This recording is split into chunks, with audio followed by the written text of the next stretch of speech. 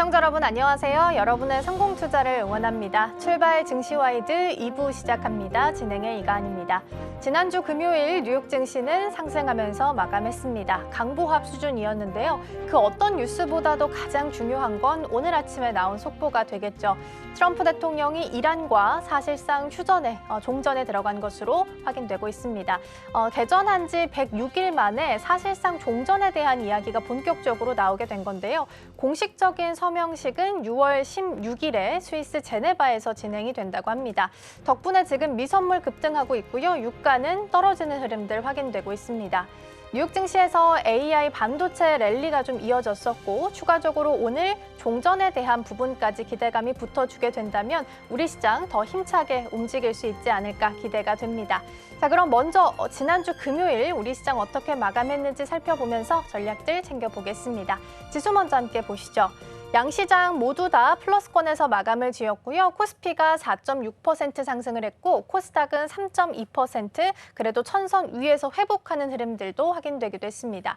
이날은 반도체 투톱이 지수를 좀 이끌고 가는 흐름들이 확인되기도 했습니다. 그러나 장 후반쯤 들어서부터는 삼성전자랑 SK하이닉스가 월가에서 레버리지 투자를 좀 막고 있다라는 소식이 들려오게 되면서 좀 주춤하는 흐름들이 확인되기도 했습니다. 이에 대한 내용은 뒤에서 좀 더 자세하게 짚어보겠고요. 코스닥에서도 반도체주들의 랠리가 이어졌습니다. 특히 소부장단, 특히 장비주의 강세가 계속해서 이어지고 있는 상황인데요.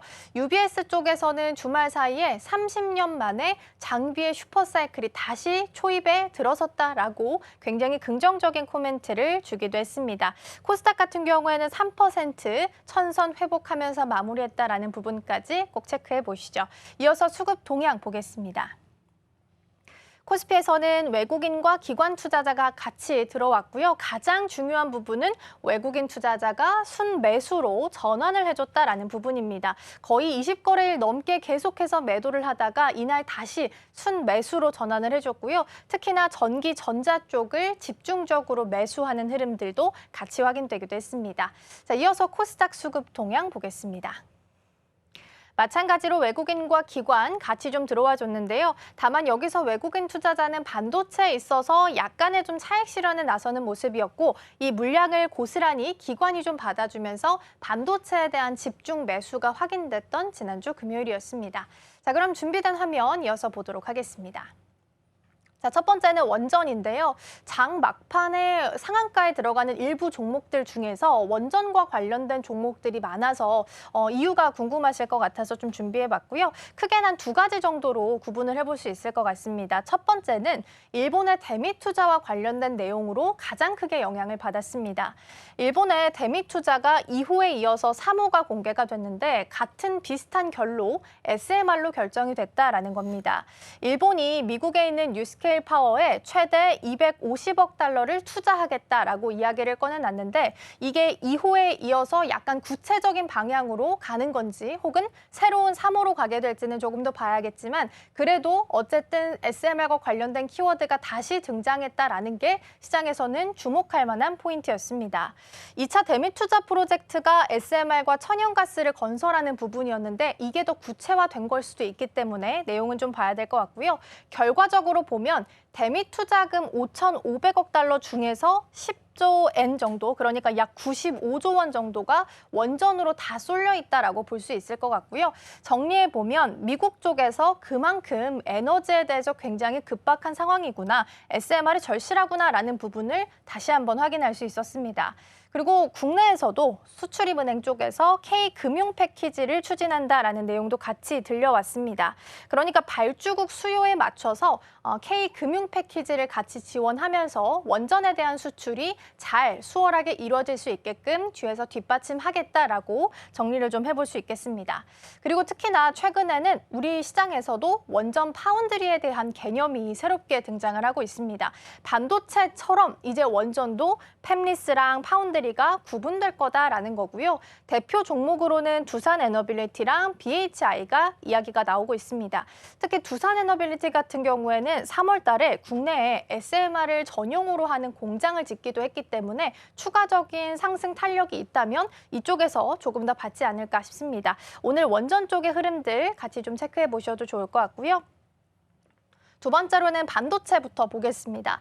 앞서 말씀드린 것처럼 지난주 금요일 오후장 들어서 반도체 투톱의 상승분이 약간은 좀 주춤하는 흐름들이 확인됐습니다. 그 배경으로 본다면 월가에서 삼전 닉스 관련한 레버리지 베팅에 제동을 걸었기 때문이었는데요. 헤지펀드들의 레버리지 투자가 잇따라 제한이 됐습니다. 그래서 원래 헤지펀드들이 한국시 주식시장에 투자를 할 때 주로 활용하는 방법이 스와프인데 이 스와프에 대한 금융 비용을 인상하고 있다라는 흐름들이 확인이 된 거죠. 이렇게 되면 신규 거래 규모도 줄어들게 될 거고 반대로 거래하는 그 상대방의 기준도 강화하는 흐름들이 함께 확인될 수밖에 없습니다. 그리고 반도체 투톱, 그러니까 삼전 닉스뿐만 아니라 지금 TSMC도 이 동일한 기준을 적용한다라는 이야기가 나오고 있어서 정리를 좀 해보면 아시아에 있는 AI 반도체주 전반적으로 지금 익스포저를 좀 재점검하는 신호로 나타나고 있는 건가라는 고민이 생길 수밖에 없는 거죠. 그래서 반도체 투톱이 호가창이 굉장히 분주하게 움직이면서 약간의 상승분을 반납하는 흐름들이 확인되기도 했습니다. 그리고 추가적으로 한미반도체는 스페이스X의 주식에 취득 결정을 내리기도 했었는데요. 자기 자본 대비해서 한 7.2%에 해당을 하는데 머스크의 테라페 프로젝트가 있기 때문에 여기에 대한 선제적인 전략적인 투자다라고 회사 측 입장을 내놓기도 했습니다. 한미반도체 이날 시사 괜찮았다라는 부분까지 챙겨보시고요. 마지막으로는 로봇 쪽까지 확인해 보겠습니다. 사실 이날 로봇 섹터들의 힘이 굉장히 강했습니다. 가장 중요했던 부분은 골드만삭스에서 나왔던 리포트였는데요. 로보틱스 대전환의 시기다라는 리포트가 보도가 됐습니다. 골드만삭스가 한국의 로봇 공급망에 있어서 국가의 핵심 국가가 될 거다. 그래서 중국을 배제한다면 결과적으로는 우리가 한국에 의지할 수밖에 없을 거다라는 이야기가 나오게 된 거죠. 그리고 가장 탑픽으로는 HL 만도를 꼽았습니다. 덕분에 이날 바로 상한가에 들어가게 됐고요. 커버리지가 개시됐다라는 부분, 목표가도 10만 9천 원까지 이야기가 새롭게 나오기도 했습니다. 자, 그리고 단독 뉴스긴 합니다만 LG 엔솔 쪽에서는 메이저 로봇사와 함께 우리 배터리 거래 계속해서 좀 늘어가고 있다라고 이야기를 꺼내놨습니다. 전기차 캐즘을 돌파할 차세대 먹거리로서 로봇용 배터리를 이야기를 한 게 된 거고요. 글로벌 로봇사 플러스 그리고 중국에 있는 유니트리나 엣지복 같은 고객사도 확보하고 있다라는 이야기까지 같이 꺼내놓기도 했습니다. 자, 지난주 금요일 로봇 섹터가 좀 강했었기 때문에 오늘 추가적인 흐름들 좀 확인해보고자 투자 포인트 살펴보겠습니다. 정호앤코 최근 로봇주가 젠슨왕 CEO 온다라고 이야기 나왔을 때 잠시 좀 올라왔다가 차익 실현 매물이 거세게 나오고 있습니다. 앞으로 추가적인 랠리 가능할까요? 네, 맞습니다. 지난주 사실 급등락이 굉장히 가팔랐던 변동성 장세가 이어졌는데요. 그런 가운데 로봇주들은 좀 방향을 잡는 모습들이 나오게 됐습니다. 우선 지난 금요일 우리 시장에서 로봇주들 주요 종목들 흐름들 먼저 확인해 보겠습니다. 가장 눈에 띄는 종목들 아무래도 HL 만도 상한가를 달성한 종목이죠.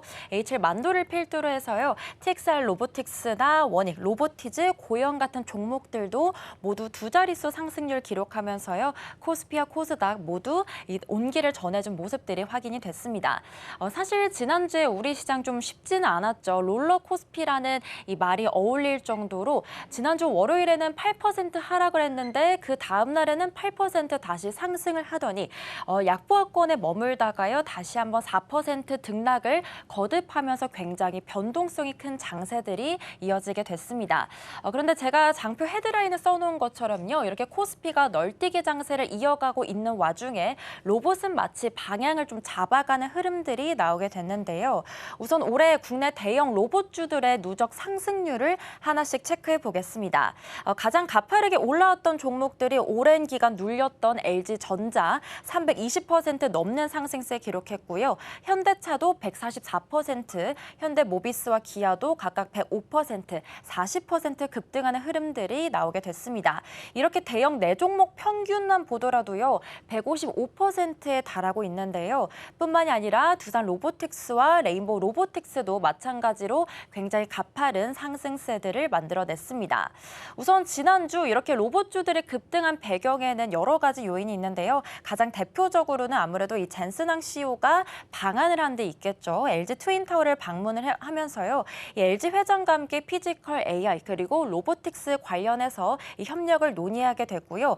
그리고 그러고 나서 얼마 안 있어서 이 LG전자가 이족 보행 휴머노이드 개발을 공식적으로 선언하게 됐습니다. 그러면서 LG전자도 상한가를 달성하게 됐고요. 그리고 지난주 가장 눈여겨볼 만한 소식, 조금 전 가은 앵커니 언급해 주신 이 골드만삭스 측에서 HL만도 커버리지를 개시하면서요. 이 목표 주가를 올려 잡으면서 관련된 보고서를 내게 됐습니다. 그러면서 지난 금요일 로봇주 전 종목으로 이 따뜻한 온기가 불어오게 됐는데요. 어떤 내용이었을지 다음 장표에서 조금 더 자세히 만나보겠습니다. 우선 피지컬 AI라고 한다면요. 이제는 AI가 화면 밖으로 나오게 된 기술이겠죠. AI가 실제로 이 물리 세계에서 몸체를 갖게 된 것을 의미를 합니다. 이 로봇과 자율주행, 스마트 팩토리, 그리고 디지털 트윈 같은 기술들이 바로 여기에 해당이 되고요. 실제로 CS2026이나 GTC에서 이 젠스당이 차세대 핵심 성장축으로 피지컬 AI를 공식적으로 선언하기도 했습니다. 아까 언급드렸던 LG전자 관련해서요. 조금 더 자세하게 내용 전달해 보겠습니다. 우선 이재혁 LG전자의 HS 로보틱스 연구소장의 공식적인 선언이 있었습니다. 바로 LG전자가 이제는 이족 보행을 하는 휴머노이드 개발을 하게 됐다라는 소식인데요. 가정 내에서 이런 이족 보행형이 언제 들어와야 될지 시점을 현재 계획하고 있다고 합니다. 이 기존에 클로이드 로봇이 있었죠. 이거는 바퀴형이었는데요. 바퀴형에다가 이족 보행형까지 더해서서 이제는 LG전자 안에서 마치 두 가지 플랫폼을 병행하는 전략들이 현재 나오게 된 겁니다.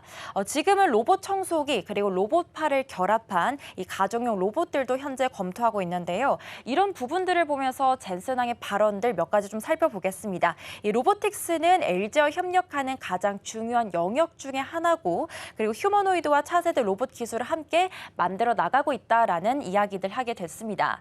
실제로 LG전자의 가장 큰 경쟁력으로 떠오르고 있는 부분들이요. 바로 액추에이터입니다. 액추에이터는요. 이 로봇 시장에서 가장 핵심 부품으로 꼽히고 있습니다. 액추에이터는 로봇 팔과 다리 그리고 손가락 관절들을 움직여주는 필수 부품인데요. 모터와 감속기, 제어 장치로 나누어져 있습니다. 클로이드 로봇 한 대에는 무려 22개 액추에이터가 들어가고 있는데요. 이 숫자가 중요한 게요. 액추에이터가 차지하고 있는 이 휴머노이드 제작비가 무려 40%에 달하고 있기 때문입니다. 그래서 시장에서는요. 이제는 휴머노이드 시장보다는 훨씬 더 몇십 배로 큰 액추에이터 시장이 열릴 것이다라는 이야기들이 나오고 있고요. 그리고 LG전자 측에서는 향후 이런 액추에이터를 누가 확보하느냐가 다음번 시장의 승기를 잡게 될 것이다라는 이야기들까지 하게 됐습니다. 여기다가 지난주에는 또 국가 피지컬 AI 프로젝트 관련된 보도도 나오게 됐습니다. 과기부가 주도하고 있고요. 이 피지컬 AI 선도 기술 개발 사업 안에 LG전자나 KT나 로보티즈, 카이스트, 서울대 같이 총 10개 기관들이 결집을 하게 됩니다. 가장 큰 목표는요. K-문샷 핵심 과제고요. 향후 2년간에 340억이 넘는 예산들이 현재 투입될 예정입니다.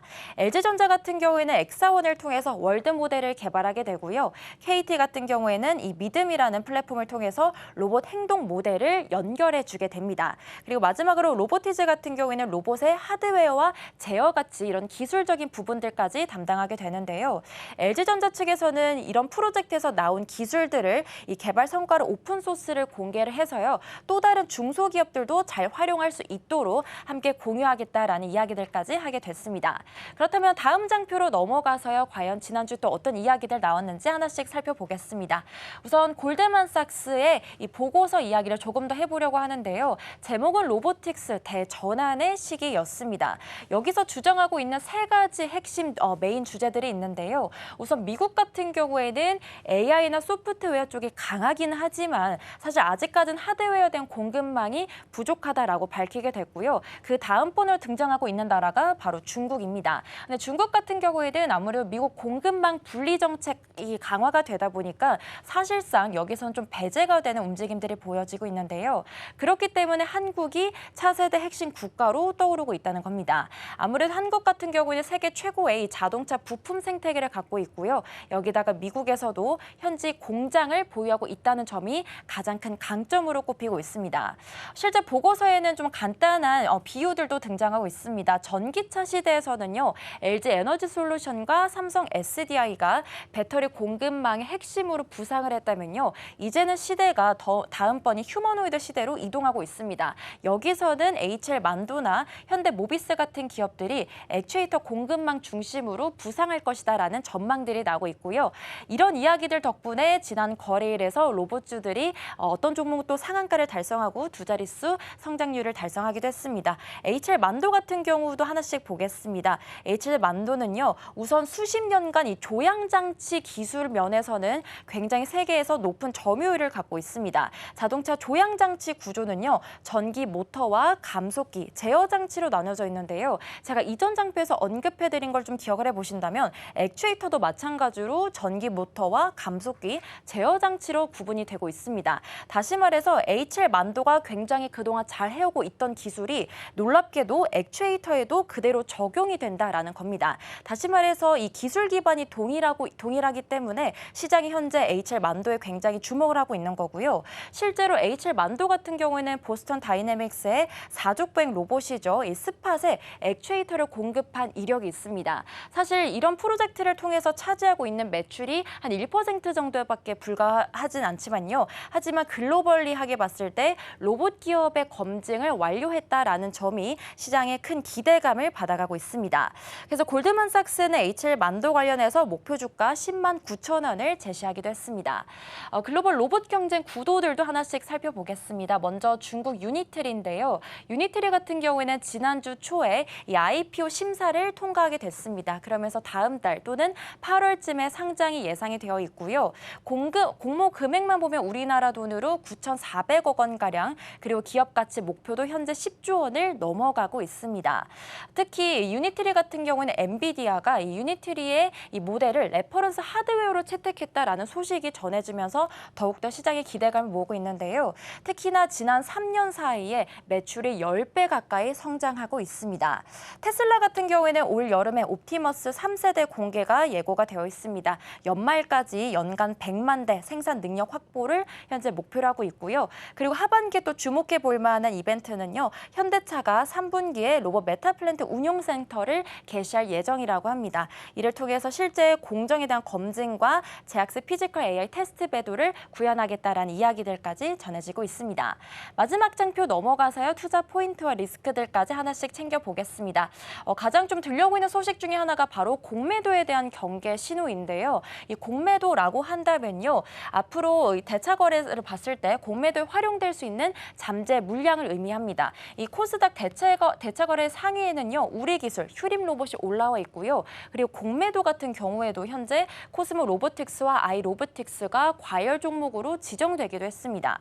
다시 말해서 지금은요, 이 펀더멘털이 악화가 된 게 아니라 단기 급등주 위주로 차익 실현 매물들이 나오고 있고요. 특히나 코스피 같은 경우에는 공매도 거래 대금이 계속해서 3조 원 안팎을 유지되고 있는데, 이 가운데 외국인이 차지하고 있는 비중이 거의 79%가 되고 있다고 합니다. 그렇기 때문에 단기적으로 변동성이 굉장히 큰 장세이기 때문에 이 부분에 대한 이 주의가 좀 필요할 것 같고요. 종목별로 투자 포인트도 본다면 현대차그룹 가장 구체적인 로드맵을 갖고 있는 기업입니다. 앞서 언급드린 RMIC 관련해서 운영 성과와 아틀라스 투입 일정들 확인하면서 단계적으로 접근해 보는 게 좋을 것 같고요.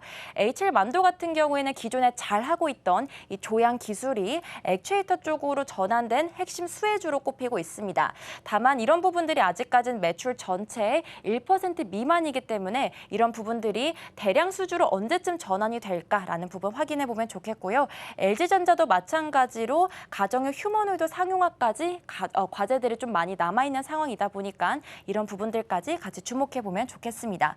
리스크 같은 경우도 있죠. 사실 가장 크게 좀 봐야 될 부분들이요, 반복적으로 구매하고 있는 고객을 확보하는 게 앞으로의 로봇 산업의 진짜 관문이다라는 부분으로 제가 좀 요약을 해보겠습니다. 네, 오늘 이렇게 로봇주 관련돼서 이야기들 같이 짚어봤습니다. 골드만삭스가 특히 이 한국을 앞으로의 로봇 시장의 차세대 핵심 시장으로 선점한 만큼 앞으로 행보들까지 같이 주목해 보시면 보시면 좋겠습니다. 네, 이제는 시선을 반도체 후공정 쪽으로 넘어가서 조금 더 다른 이야기들 짚어보려고 하는데요. 예진은커 오늘 어떤 기업 같이 확인해 볼까요? 네, 오늘은 대신증권의 하나마이크론에 관한 이야기 한번 체크해 보도록 하겠습니다. 지금 시장에서 가장 뜨거운 섹터라고 해도 과언이 아니죠. 반도체 소부장단 안에서도 오늘 하나마이크론 좀 집중적으로 조명해 볼까 하는데요. 먼저 어떤 기업인지부터 말씀드려 볼까 합니다. 반도체 패키징과 테스트 공정을 전문적으로 해온 오세트 기업인데요. 이 오셋이라고 하는 건 반도체 포장 그리고 검사를 담당하는 기업이다라고 보시면 되겠습니다. 그래서 하나마이크론이 두 가지 주축 핵심 사업주를 갖고 있는데요. 첫 번째는 반도체 패키징입니다. 실리콘 웨이퍼 상태의 칩을 낱개로 잘라내서 기판 위에 얹고 에폭시 성형 수지 등으로 감싸는 공정이다라고 제가 정의를 써놓긴 했는데요. 좀 어렵죠. 쉽게 말씀을 드리자면 이 약한 반도체 알맹이에다가 보호옷을 입혀주는 작업이다. 이렇게 보시면 되겠습니다. 두 번째로는 반도체 테스트입니다. 이 패키징이 완료된 제품이나 웨이퍼 상태의 제품이 정상적으로 작동하는지 전기나 열을 가해서 불량 여부를 판별하는 고부가가치의 사업이다라고 보시면 되겠습니다. 지금 하나마이크론은 국내 본사를 중심으로 해서 패키징 테스트를 아우르고 있고요. 또 베트남 법인인 하나마이크론 비나를 통해서 하이닉스의 핵심 외주 파트너 역할까지 담당하고 있습니다. 여기에 브라질 법인 또 반도체 부품 가공 사업을 영위하는 하나머티리얼즈 등의 자회사를 거느리고 있는 종합 반도체 후공정 그룹사다라고 보시면 되겠는데요. 현재 메모리 분야에서는 세계 최고 수준의 조립 기술력을 갖고 있고 비메모리 테스트 영역으로도 포트폴리오를 다각화시키고 있습니다. 그래서인지 대신증권에서는 하나마이크론에 대해서 매수 의견과 함께 목표 주가 57,000원 제시했는데요. 하지만 지금 시장에서 하나마이크론이 그렇게까지 크게 상승 탄력을 받고 있지 못하고 있습니다. 왜인지 한번 이후 다음 화면에서 체크해 보도록 할게요. 현재 지금 오셋 사업은요. 장비 도입을 위한 대규모 초기 투자가 반드시 필요합니다. 하나마이크론은 지난 몇 년간 베트남 법인의 대규모 증설, 또 본사의 비메모리 테스트 장비 도입을 위해서 수천억 원에 달하는 자본을 이미 투입을 했습니다. 그런데 시장의 우려가 바로 이 대목에서 발생하는데요. 돈을 이렇게 많이 쓰는데 막상 벌어들이는 이익률은 왜 이렇게 낮냐라는 겁니다. 이 투하 자본 대비 창출 가능한 수익성이 떨어지다 보니까 증가된 차입금 또 이자 비용으로 인해서 재무 부담만 심화되는 게 아닌가 하는 이 우려가 지금 지배적인 상황입니다.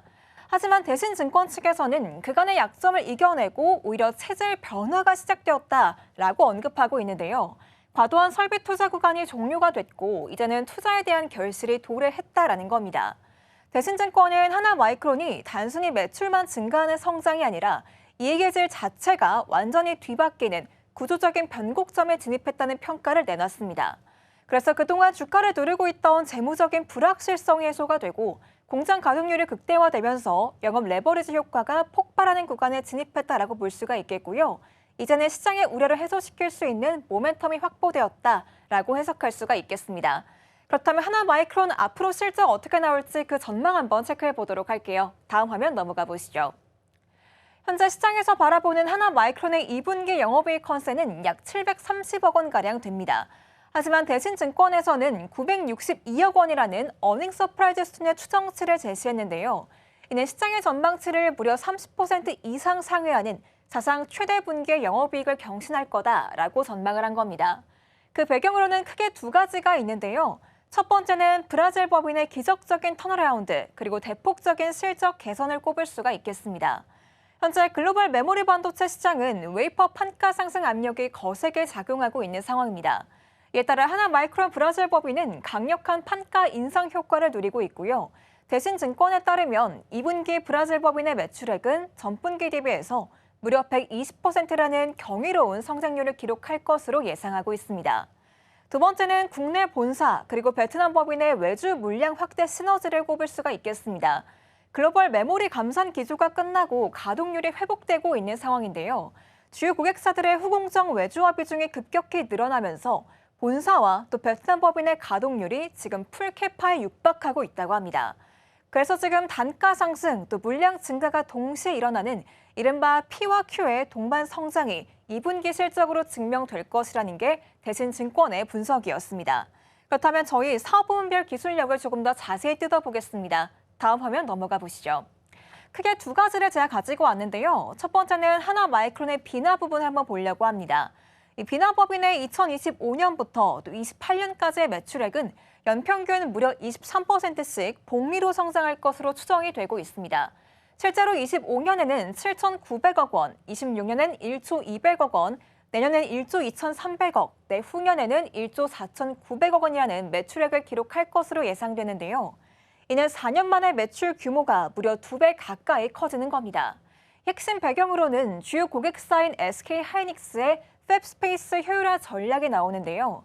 현재 하이닉스는 HBM 생산 라인을 증설하기 위해서 청주와 이천 공장의 전공정, 또 후공정 스페이스를 재배치하고 있다고 합니다. 이 과정에서 공간을 많이 차지하는 DDR4나 DDR5 등의 후공정 물량을 외부 오셋 업체로 대거 이관하고 있는데요. 특히나 하반기로 갈수록 DDR5 중심의 물량 확대가 강력하게 나오면서 베트남 법인의 볼륨 성장을 이끌 것이라고 합니다.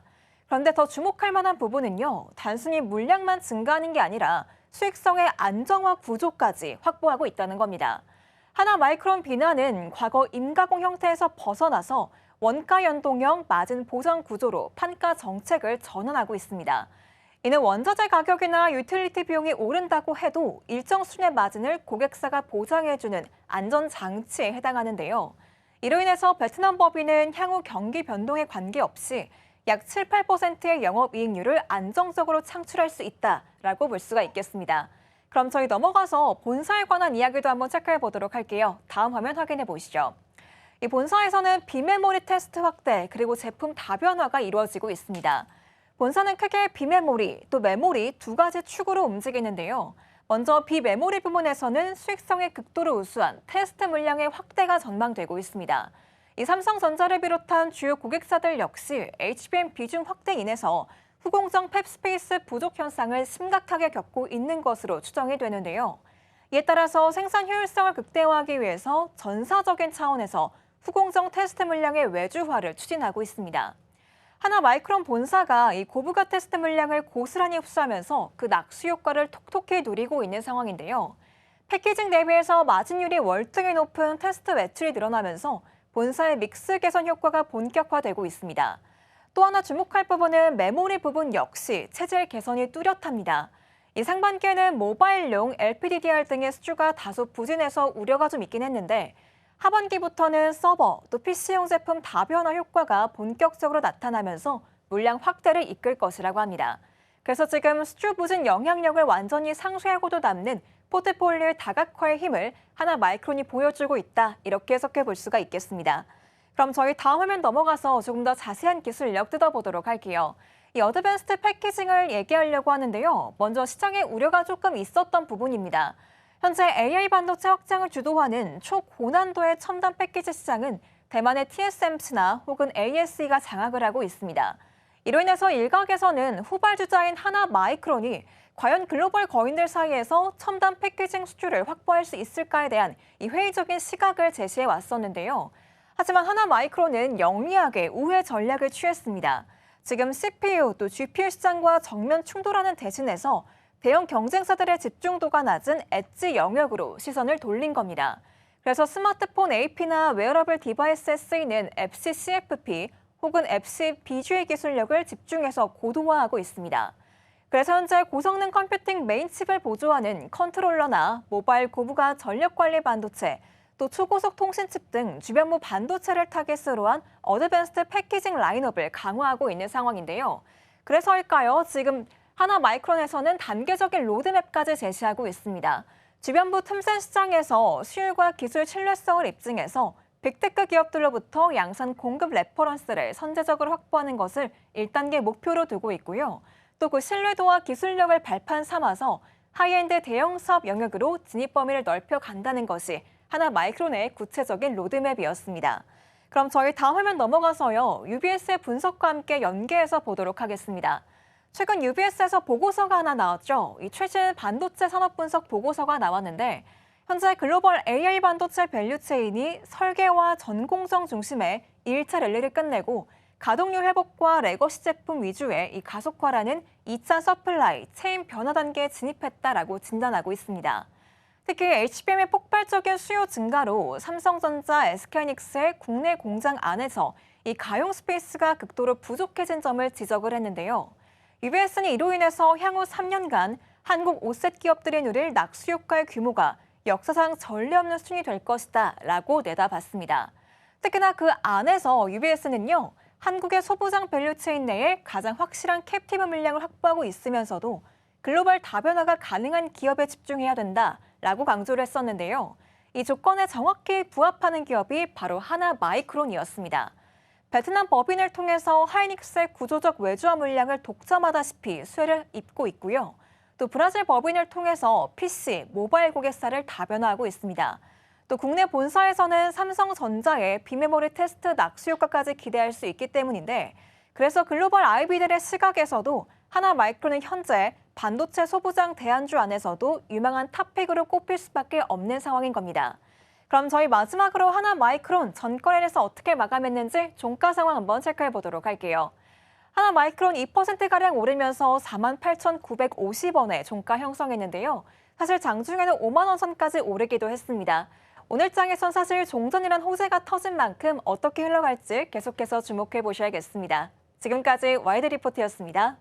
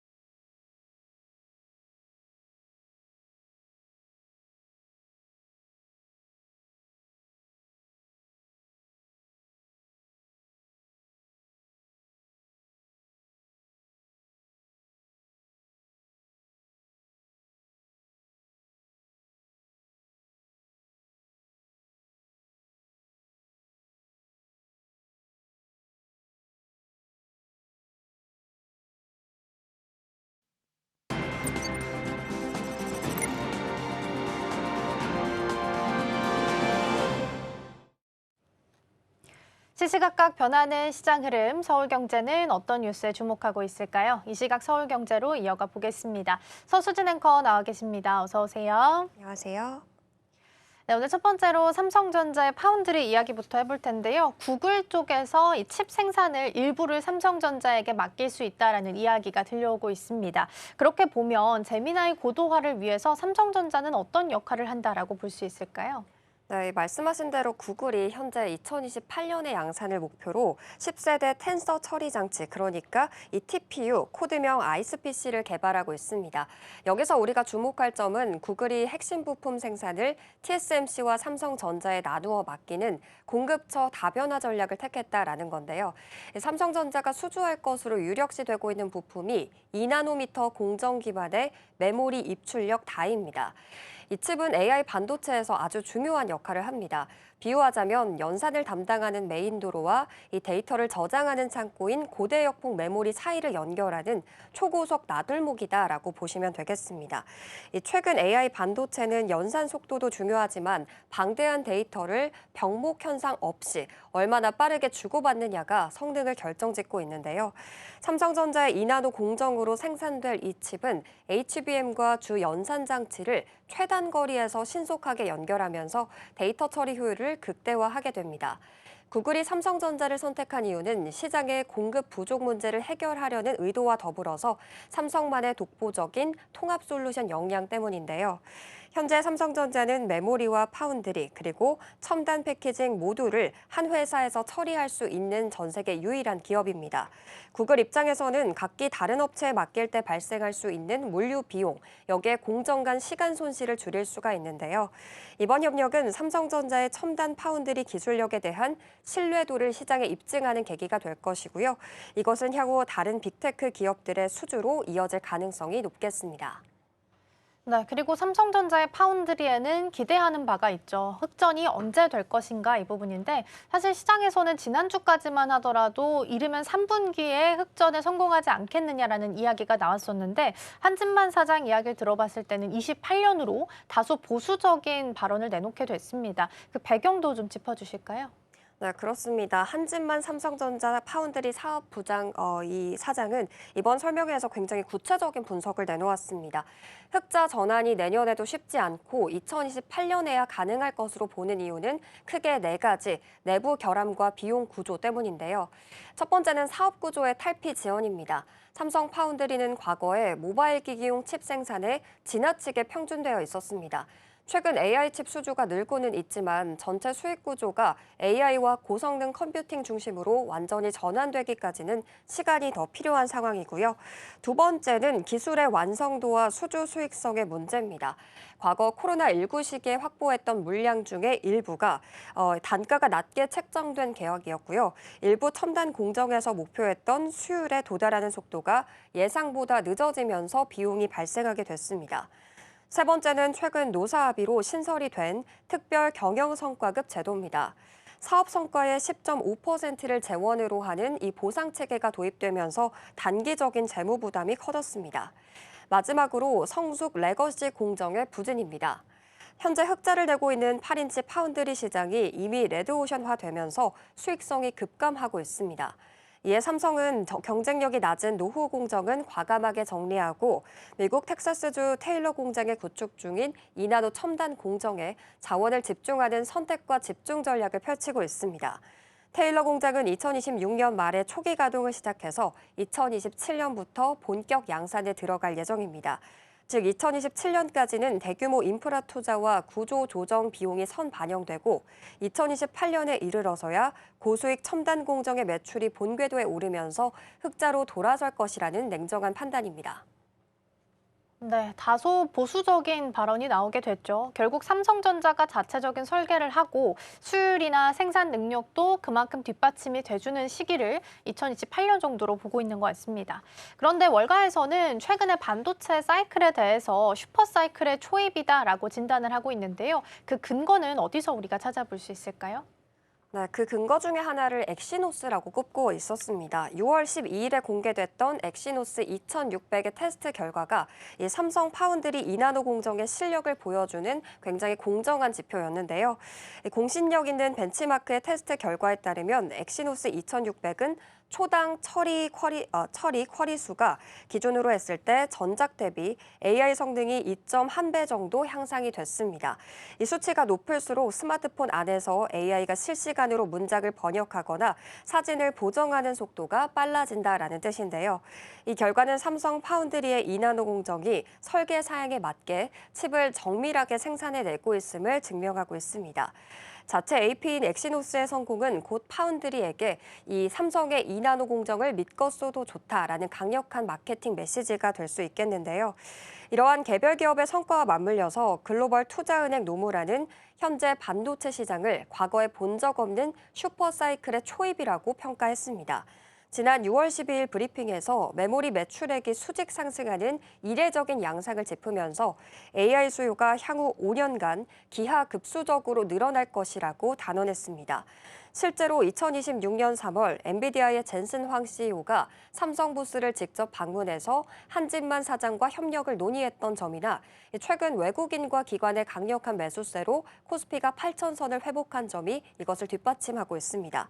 노무라는 삼성전자의 목표 주가를 59만 원으로 코스피의 목표치를 1만에서 11,000포인트 사이로 제시하면서 반도체가 이끄는 시장의 성장을 확신하고 있습니다. 결론적으로 삼성전자는 현재 단기적인 적자를 감수하면서도 테슬라나 엔비디아, 구글과 같은 거물급 고객사를 확보하면서 2028년에 폭발적인 성장을 준비하고 있는 단계다라고 볼 수 있겠습니다. 네, 삼성전자에 대한 이야기 좀 살펴봤고요. 오늘 프리장에서의 분위기가 굉장히 좋습니다. 아무래도 이제 종전에 대한 이슈가 붙어줬기 때문에 더 강하게 나오고 있는 것 같은데요. 삼성전자가 지금 6%까지 오름세 시원하면서 34만 2천 원까지 올라왔고요. SK하이닉스도 따라갑니다. 5% 상승하면서 226만 원 선에서 현재 가격 형성하고 있습니다. 정규장에서의 이 흠도 같이 유지될 수 있을지 체크해 보시죠. 반도체 먼저 봤고요. 다음으로는 LG 에너지솔루션 전반적인 내용 보겠습니다. 지난주에 중국 배터리 제조사인 신항다와 2년간의 특허 분쟁을 최종 마무리했다라는 부분이 보도가 됐습니다. 일단 구체적인 합의 내용은 어떻게 나왔는지 여기서부터 출발해 볼까요? 네, LG 에너지솔루션과 파나소닉의 특허 라이선스를 대리하는 이 특허 관리 전문 기업이 튤립 이노베이션인데요. 이 기업과 중국의 신왕다가 6월 12일 공동 보도 자료를 내고 특허 라이선스 계약 체결을 공식화했습니다. 이에 따라서 한국과 중국, 독일 등의 3개국에서 진행 중이던 모든 법적 조치가 전면 철회됩니다. 신왕다는 1997년에 설립되어서 현재 전기차 배터리 분야 글로벌 점유율 10위권에 올라 있는 중국의 주요 리튬이온 배터리 기업입니다. 이 앞서 LG 에너지솔루션은 신왕다가 자사의 전극 조립체 구조 특허 등 다수의 이 핵심 전략 특허를 무단 침해했다면서 소송을 제기했습니다. 해당 기술은 배터리의 수명과 성능에 직결되는 필수 기술인데요. 소송 결과 2025년 독일 법원으로부터 해당 기술이 적용된 신왕다 배터리의 판매 금지는 물론이고 이미 판매가 됐던 잔여 배터리의 회수와 폐기, 손해배상 명령까지 이끌어내는 등 유럽 특허 3건에 대해서 모두 승소하면서 독보적인 기술력을 입증한 바가 있습니다. 이번 합의가 시장에 미치는 가장 큰 영향은 후발주자의 무분별한 기술 도용에 강력한 제동을 걸고 정당한 보상 체계를 확립했다라는 점입니다. 당장 한국무역위원회에서 조사 개시가 임박했던 신왕다 배터리 탑재 차량에 대한 불공정 무역행위 조사도 종료될 예정입니다. 지난 3월 기준으로 56,453건이라는 막대한 등록 특허를 보유했던 LG 에너지솔루션은 이번 선례를 통해서 불필요한 소송전 대신에 합법적인 라이선스 수익을 창출하면서 공정한 시장 경쟁 생태계를 주도할 수가 있게 됐습니다. 네, 지식재산권을 보호하면서 합법적인 수익 모델까지 잘 만들었다라고 정리해 볼 수 있을 것 같고요. 이런 가운데 미국 정부로부터 수천억 원대 관세를 환급받고 있다라는 소식도 들려오게 됐습니다. 재무적으로 봤을 때는 상당히 좀 호재일 수 있을 텐데 현재 진행 상황 어떻게 흘러가고 있을까요? 네, 현재 매우 신속하고 순조롭게 진행이 되고 있습니다. 이 사안의 배경을 먼저 설명해 드리게 된다면 지난 2월 20일 이 미국 대법원이 도널드 트럼프 전 행정부 시절에 부과됐던 상호 관세에 대해서 국제 비상경제권 한법이 이 대통령 포괄적인 관세 부과 권한을 주지는 않는다며 위법 판결을 내린 것이 발단입니다.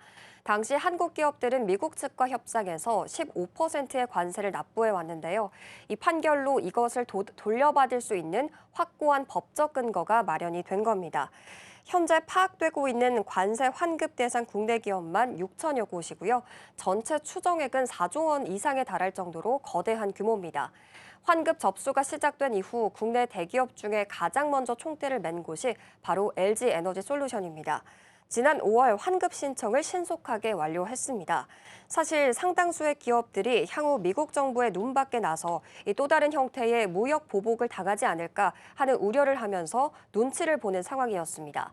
하지만 LG 에너지솔루션 경영진은 지난 4월부터 이어졌던 내부 경론 끝에 전기차 캐즘으로 실적 방어가 시급한 현 시점에서 수천억 원의 현금 유입을 포기할 수가 없다라는 지극히 현실적이고 실리적인 판단을 내렸습니다. 이러한 효과는 즉각적이었습니다. LG 에너지솔루션이 신청한 환급액이 3천억 원 규모였고요. 6월 7일 기준으로 이미 1천억 원 이상이 회사 계좌로 입금된 것이 확인이 됐습니다. 미국의 관세 국경보호청의 절차가 예상보다 훨씬 빠르고 간소하게 진행이 되면서 현금 입금까지 약 2주밖에 걸리지 않고 있습니다. 이러한 대규모 현금 확보는 단순한 재무 건전성 개선을 넘어서 현재 진행 중인 북미 현지공상 증설과 또 차세대 배터리 연구 개발을 차질 없이 이어갈 수 있는 강력한 재무적 완충제 역할을 할 것으로 분석되고 있습니다. 네, 이런 가운데 앞서서 제가 브리핑에서 전해드렸던 것처럼 단독 뉴스긴 합니다만 LG 에너지솔루션이 로봇용 배터리에 있어서 고객사를 많이 늘려가고 있다라는 이야기가 함께 나왔습니다. 휴머노이드 로봇용 배터리를 캐즘을 극복할 수 있는 대안으로 언급이 되기도 했었는데요. 향후 시장 전망 어떻게 보고 있을까요? 네, 이 김동명 사장이 최근 올해 상반기를 결산하는 그 자리에서 이런 메시지를 냈습니다. 지름 21mm, 높이 70mm 규격의 2170 원통용 배터리를 통해서 글로벌 휴머노이드 업체 대다수를 고객사로 확보했다라면서 강한 자신감을 드러낸 건데요. 시장과 업계의 분석을 종합해 보면 이 테슬라의 인간형 로봇인 옵티머스를 비롯해서 현대차 자동차 그룹의 보스턴 다이내믹스 아틀라스, 그리고 중국 대표 로봇 기업인 유닛 비비트리와 에지봇 등 핵심 기업들에 모두 LG 에너지 솔루션의 배터리가 탑재되는 것으로 파악되고 있습니다. 휴머노이드 로봇용 배터리는 전기차 배터리보다 훨씬 까다로운 기술적인 요구사항을 가지고 있는데요. 사람과 비슷한 크기의 제한된 로봇 몸체 안에 탑재가 되어야 하기 때문에 공간의 효율성이 극대화되어야 하고 다양한 관절 동작을 수행하기 위해서 장시간 높은 순간 출력을 유지해야 합니다. 여기서 LG 에너지 솔루션의 하이니켈 NCM, 그러니까 니켈, 코발트, 망간 기반의 배터리 기술이 압도적인 우위를 점하고 있습니다. 중국 업체들이 주로 사용하는 LFP, 리튬 인산 철 배터리 대비해서 에너지 밀도가 월등히 높고 로봇 연속 가동 시간을 획기적으로 늘릴 수가 있습니다. 또한 향후 로봇이 공장을 넘어서 병원이나 물류센터 등의 인간과 밀접한 공간으로 활동 반경을 넓히고 있는 만큼 철저한 화재 안전성과 균일한 성능을 구현하는 팩 설계 기술 역시 세계 최고 수준으로 평가받고 있습니다. 글로벌 투자은행 골드만삭스는 최근 보고서에서 미국이 중국 중심의 공급망을 재편하는 과정에서 강력한 하드웨어 생산 역량을 갖춘 한국 기업들이 휴머노이드 시대의 핵심 수혜국이 될 것이다라고 분석을 했습니다. 시장 규모 역시 2034년이 되면 8억 5,100만 달러로 급팽창할 전망인데요. 지난 4월에 BMW와 체결했던 10조 원 규모의 차세대 46 시리즈 배터리 수주, 그리고 급성장하는 ESS 사업과 맞물려서 그동안 전기차에만 편중되어 있던 수익 포트폴리오를 다변화할 수 있는 완벽한 돌파구가 될 것으로 보입니다. 네, 로봇 배터리 관련한 부분이 과연 캐즘을 극복해 줄 수 있을지 조금 더 챙겨보시면 좋겠고요. 신황과 관련한 내용들이 보도가 됐지만 사실 크게 반영은 못 됐습니다. 지난주 금요일에도 보시면 도치 캔들로 일봉상 마무리가 됐기 때문에 사실상 시가가 종가였던 거죠. 크게 움직임이 좀 없는 상황이라 오늘은 일단 프리장에서 한 3% 정도 움직임 나타나는데 추가적인 랠리가 이어질 수 있을지 같이 챙겨보도록 하겠습니다. 그래도 지난주 금요일 외국인과 기관의 쌍끌이 매수는 좀 들어왔다라는 부분까지 체크해 보시죠. 자, 그럼 넘어가서 이번에는 전력 쪽 볼 거고요. 삼전닉스가 호남권이나 충청권까지 반도체에 대한 투자를 좀 확대시켜 나가겠다라는 이야기는 들려오고 있습니다. 그럼 이렇게 짓게 되면 당연히 여기에 들어가는 전력 기기들도 반드시 필요하게 될 텐데요. 구체적으로 어떤 영향을 미치게 되는 건지 여기서부터 출발해 보겠습니다. 네, 삼성전자와 SK하이닉스가 호남 충청권 관련된 소식들이 나오고 있는데 이것은 결국에 국내 전력기기 산업의 수요 기반을 국내로 다변화할 수 있는 중요한 전환점이 될 수 있겠습니다. 반도체 공장은 미세 공정 특성상 단 1초의 정전으로도 막대한 손실이 발생하기 때문에 24시간 중단 없는 안정적인 전력 공급이 필수적입니다. 따라서 공장 한 개를 건설할 때 최소 수천억 원 규모의 전력기기 발주가 동반이 됩니다. 이러한 대규모 전력 인프라 발주의 구조를 세분화해서 보게 되면 타 지역에서 반도체 공장 인근까지 대규모 전력을 끌어오는 송전망 구축이 한국전력이 발주를 담당하게 됩니다. 그리고 한국전력은 형평성을 고려해서 여러 기업의 일감을 분배하는 경향이 있는데요. 반면에 공장 내부에서 실제 운영에 사용되는 변압기나 배전반 등 핵심 전력기기는 반도체 기업이 직접 입찰을 진행해서 선정을 합니다. 기업들은 공정 안정성을 보장할 최적의 솔루션을 선호하기 때문에 과거에는 독일 지멘스나 미국 슈나이더 일렉트릭 등 글로벌 기업의 제품들을 다수 채택해 왔습니다. 2026년 1분기 기준으로 국내 기업들의 내수 매출 비중을 보면 HD 현대 일렉트릭이 20%, 효성중공업이 36%로 그동안은 AI 전력망 투자가 활발한 북미 등 쪽으로 해외 시장에 주로 의존해 왔습니다. 하지만 대규모 국내 수요가 가시화됨에 따라서 기업들은 제품 포트폴리오 확대에 속도를 내고 있는 상황인데요. HD 현대 일렉트릭은 2030년까지 중저압 차단기 생산 능력을 1,300만 대로 늘리기 위해서 이 청주 배전 캠퍼스를 가동하게 됐고요. 배전반에 강점이 있는 LS 일렉트릭은 부산 신공장 준공으로 이 초고압 변압기 생산 능력을 연간 2천억 원에서 6천억 원으로 확대를 했습니다. 효선중공업도 이 초고압 직류 송전 기술을 고도화하면서 수주전에 대비하고 있는 상황입니다. 네, 증권가에서는 2분기 실적 시즌이 밸류에이션 회복의 기회가 될 거다라는 이야기도 나오고 있는데 그 근거 좀 짧게 짚어주실까요? 네, 최근 주가 조정으로 인해서 이 국내 전력기기 업체의 예상 주가 수익 비율이 22배로 낮아지게 됐습니다. 해외 경쟁사 평균인 23배를 하회하는 밸류에이션 역전 현상이 발생하게 된 건데요. 그러나 시장의 펀더멘털과 업황은 주가 흐름과 달리 여전히 견고합니다. 북미 데이터 시장과 전력 수요 확대를 감당하기 위해서 다양한 꾸준한 확대가 수치로 증명이 되고 있는 상황인데요. 여기에 중국 시장의 회복세와 미국 외 지역의 데이터 센터 투자까지 더해지면 공급 부족의 흐름은 더욱더 강해질 전망입니다. 네, 전력과 관련된 내용까지 잘 챙겨봤고요. 오늘 시장 흐름이 프리장에서도 나쁘지 않게 흘러가고 있기 때문에 정규장 열리고 나서 전략들 더 꼼꼼하게 챙겨보겠습니다. 네, 이 시각 서울경제 오늘 여기서 마무리합니다. 오늘 말씀 고맙습니다.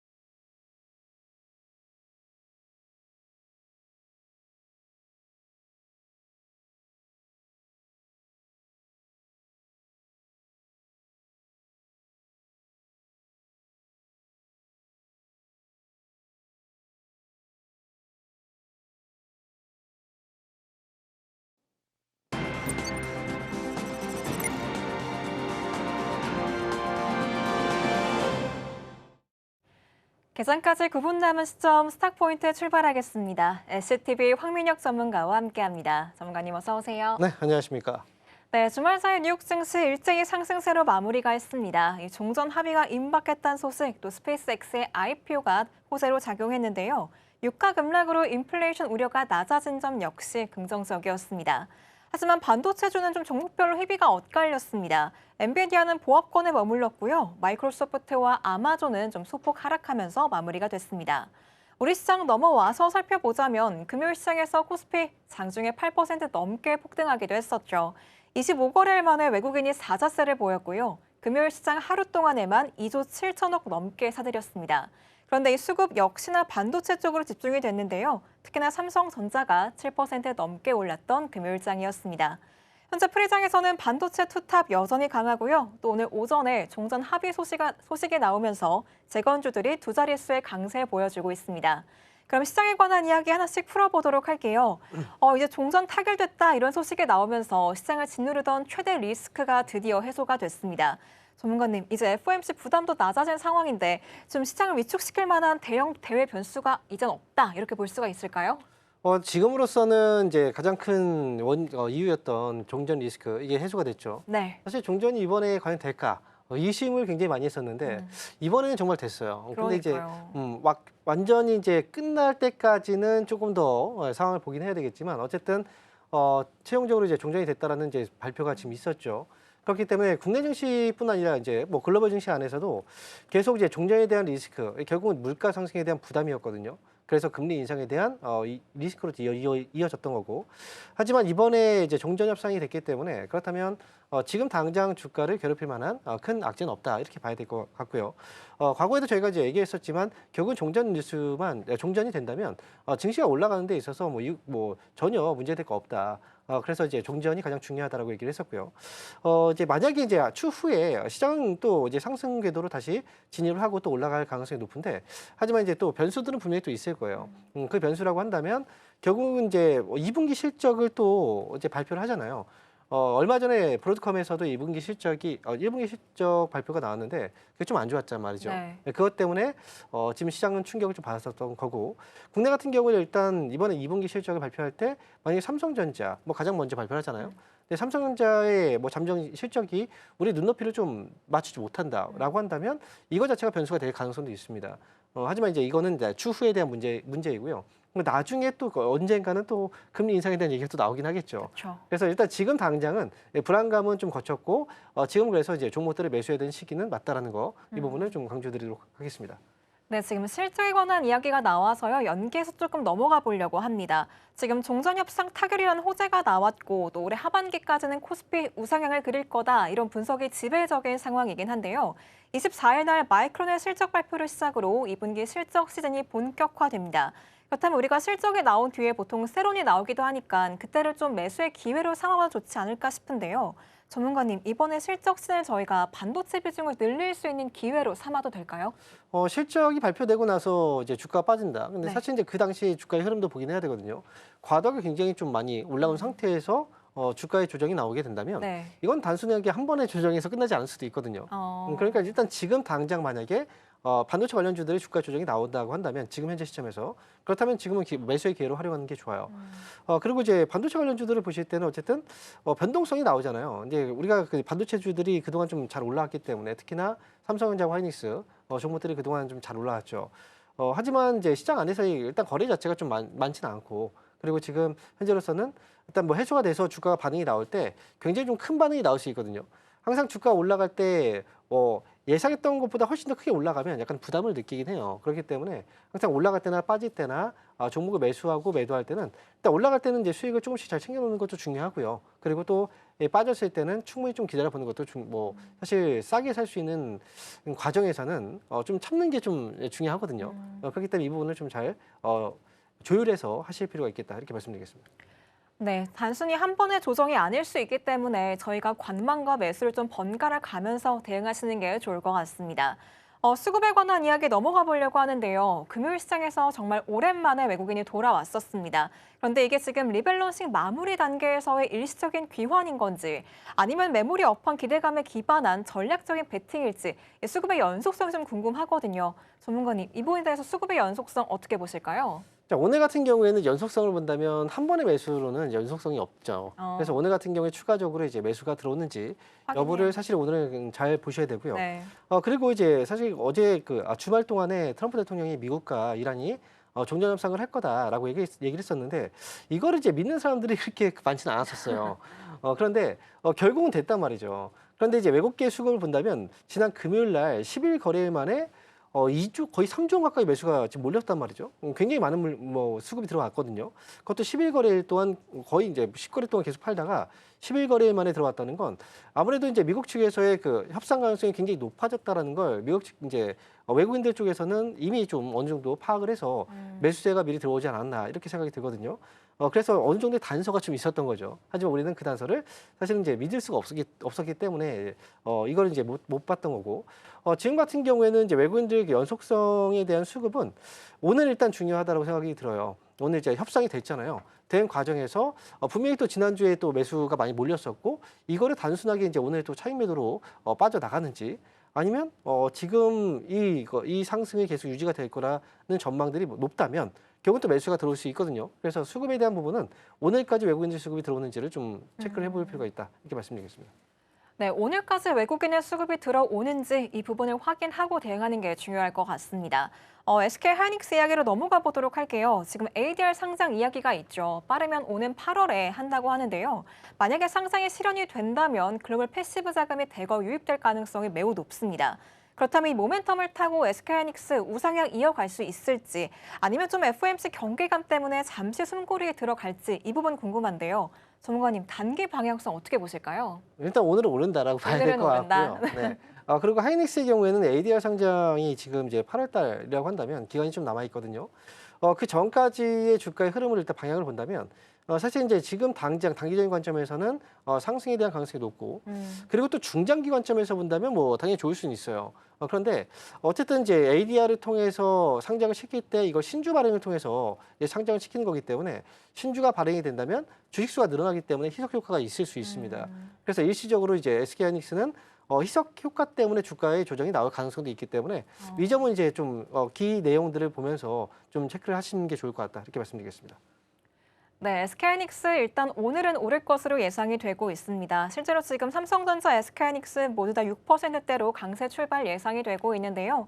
단기적으로도 중장기적으로 봐도 하이닉스 긍정적이긴 하지만 이 신주 발행을 통해서 상승을 시키는 거기 때문에 본주에 대해서는 좀 희석 효과가 나올 수도 있을 것 같습니다. 그렇다면 또 저희 반도체 소부장단 이야기로 넘어가 봐야겠죠. 사실 그동안 조금 많이 올랐다라는 생각이 들기는 하는데 여전히 좀 덜 올랐다 이런 시각도 있기는 하거든요. 전문가님께서는 소부장단 안에서 에너지 아직 충분히 남아 있다라고 보실까요? 사실 이제 소부장 관련주들의 경우에는 그동안 이제 굉장히 좀 많이 봐야 된다고 얘기를 했었어요.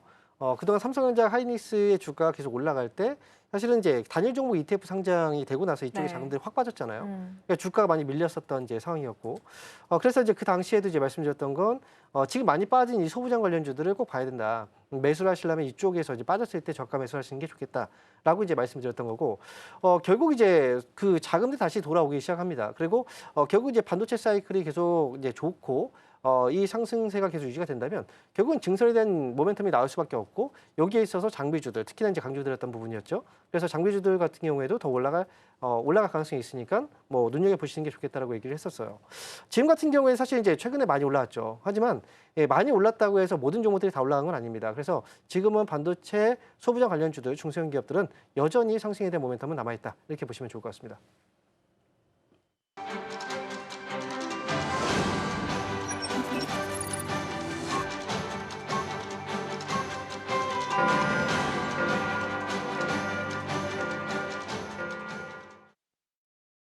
6월 15일 우리 시장 문을 열었습니다. 주말 사이 뉴욕 증시 일제히 상승세로 마무리가 됐었는데요. 이 종전 합의 임박 소식 그리고 스페이스 X의 성공적인 데뷔가 시장의 상승을 이끌었습니다. 하지만 이번 주 최대 이벤트는 바로 FOMC가 되겠죠.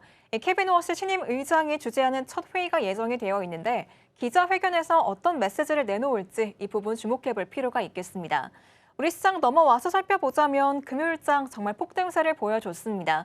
드디어 외국인까지 돌아오면서 장중에 8% 넘게 올랐었는데요. 오늘 정규장 어떻게 시작하고 있을지 지수의 상황부터 한번 체크해 보도록 하겠습니다.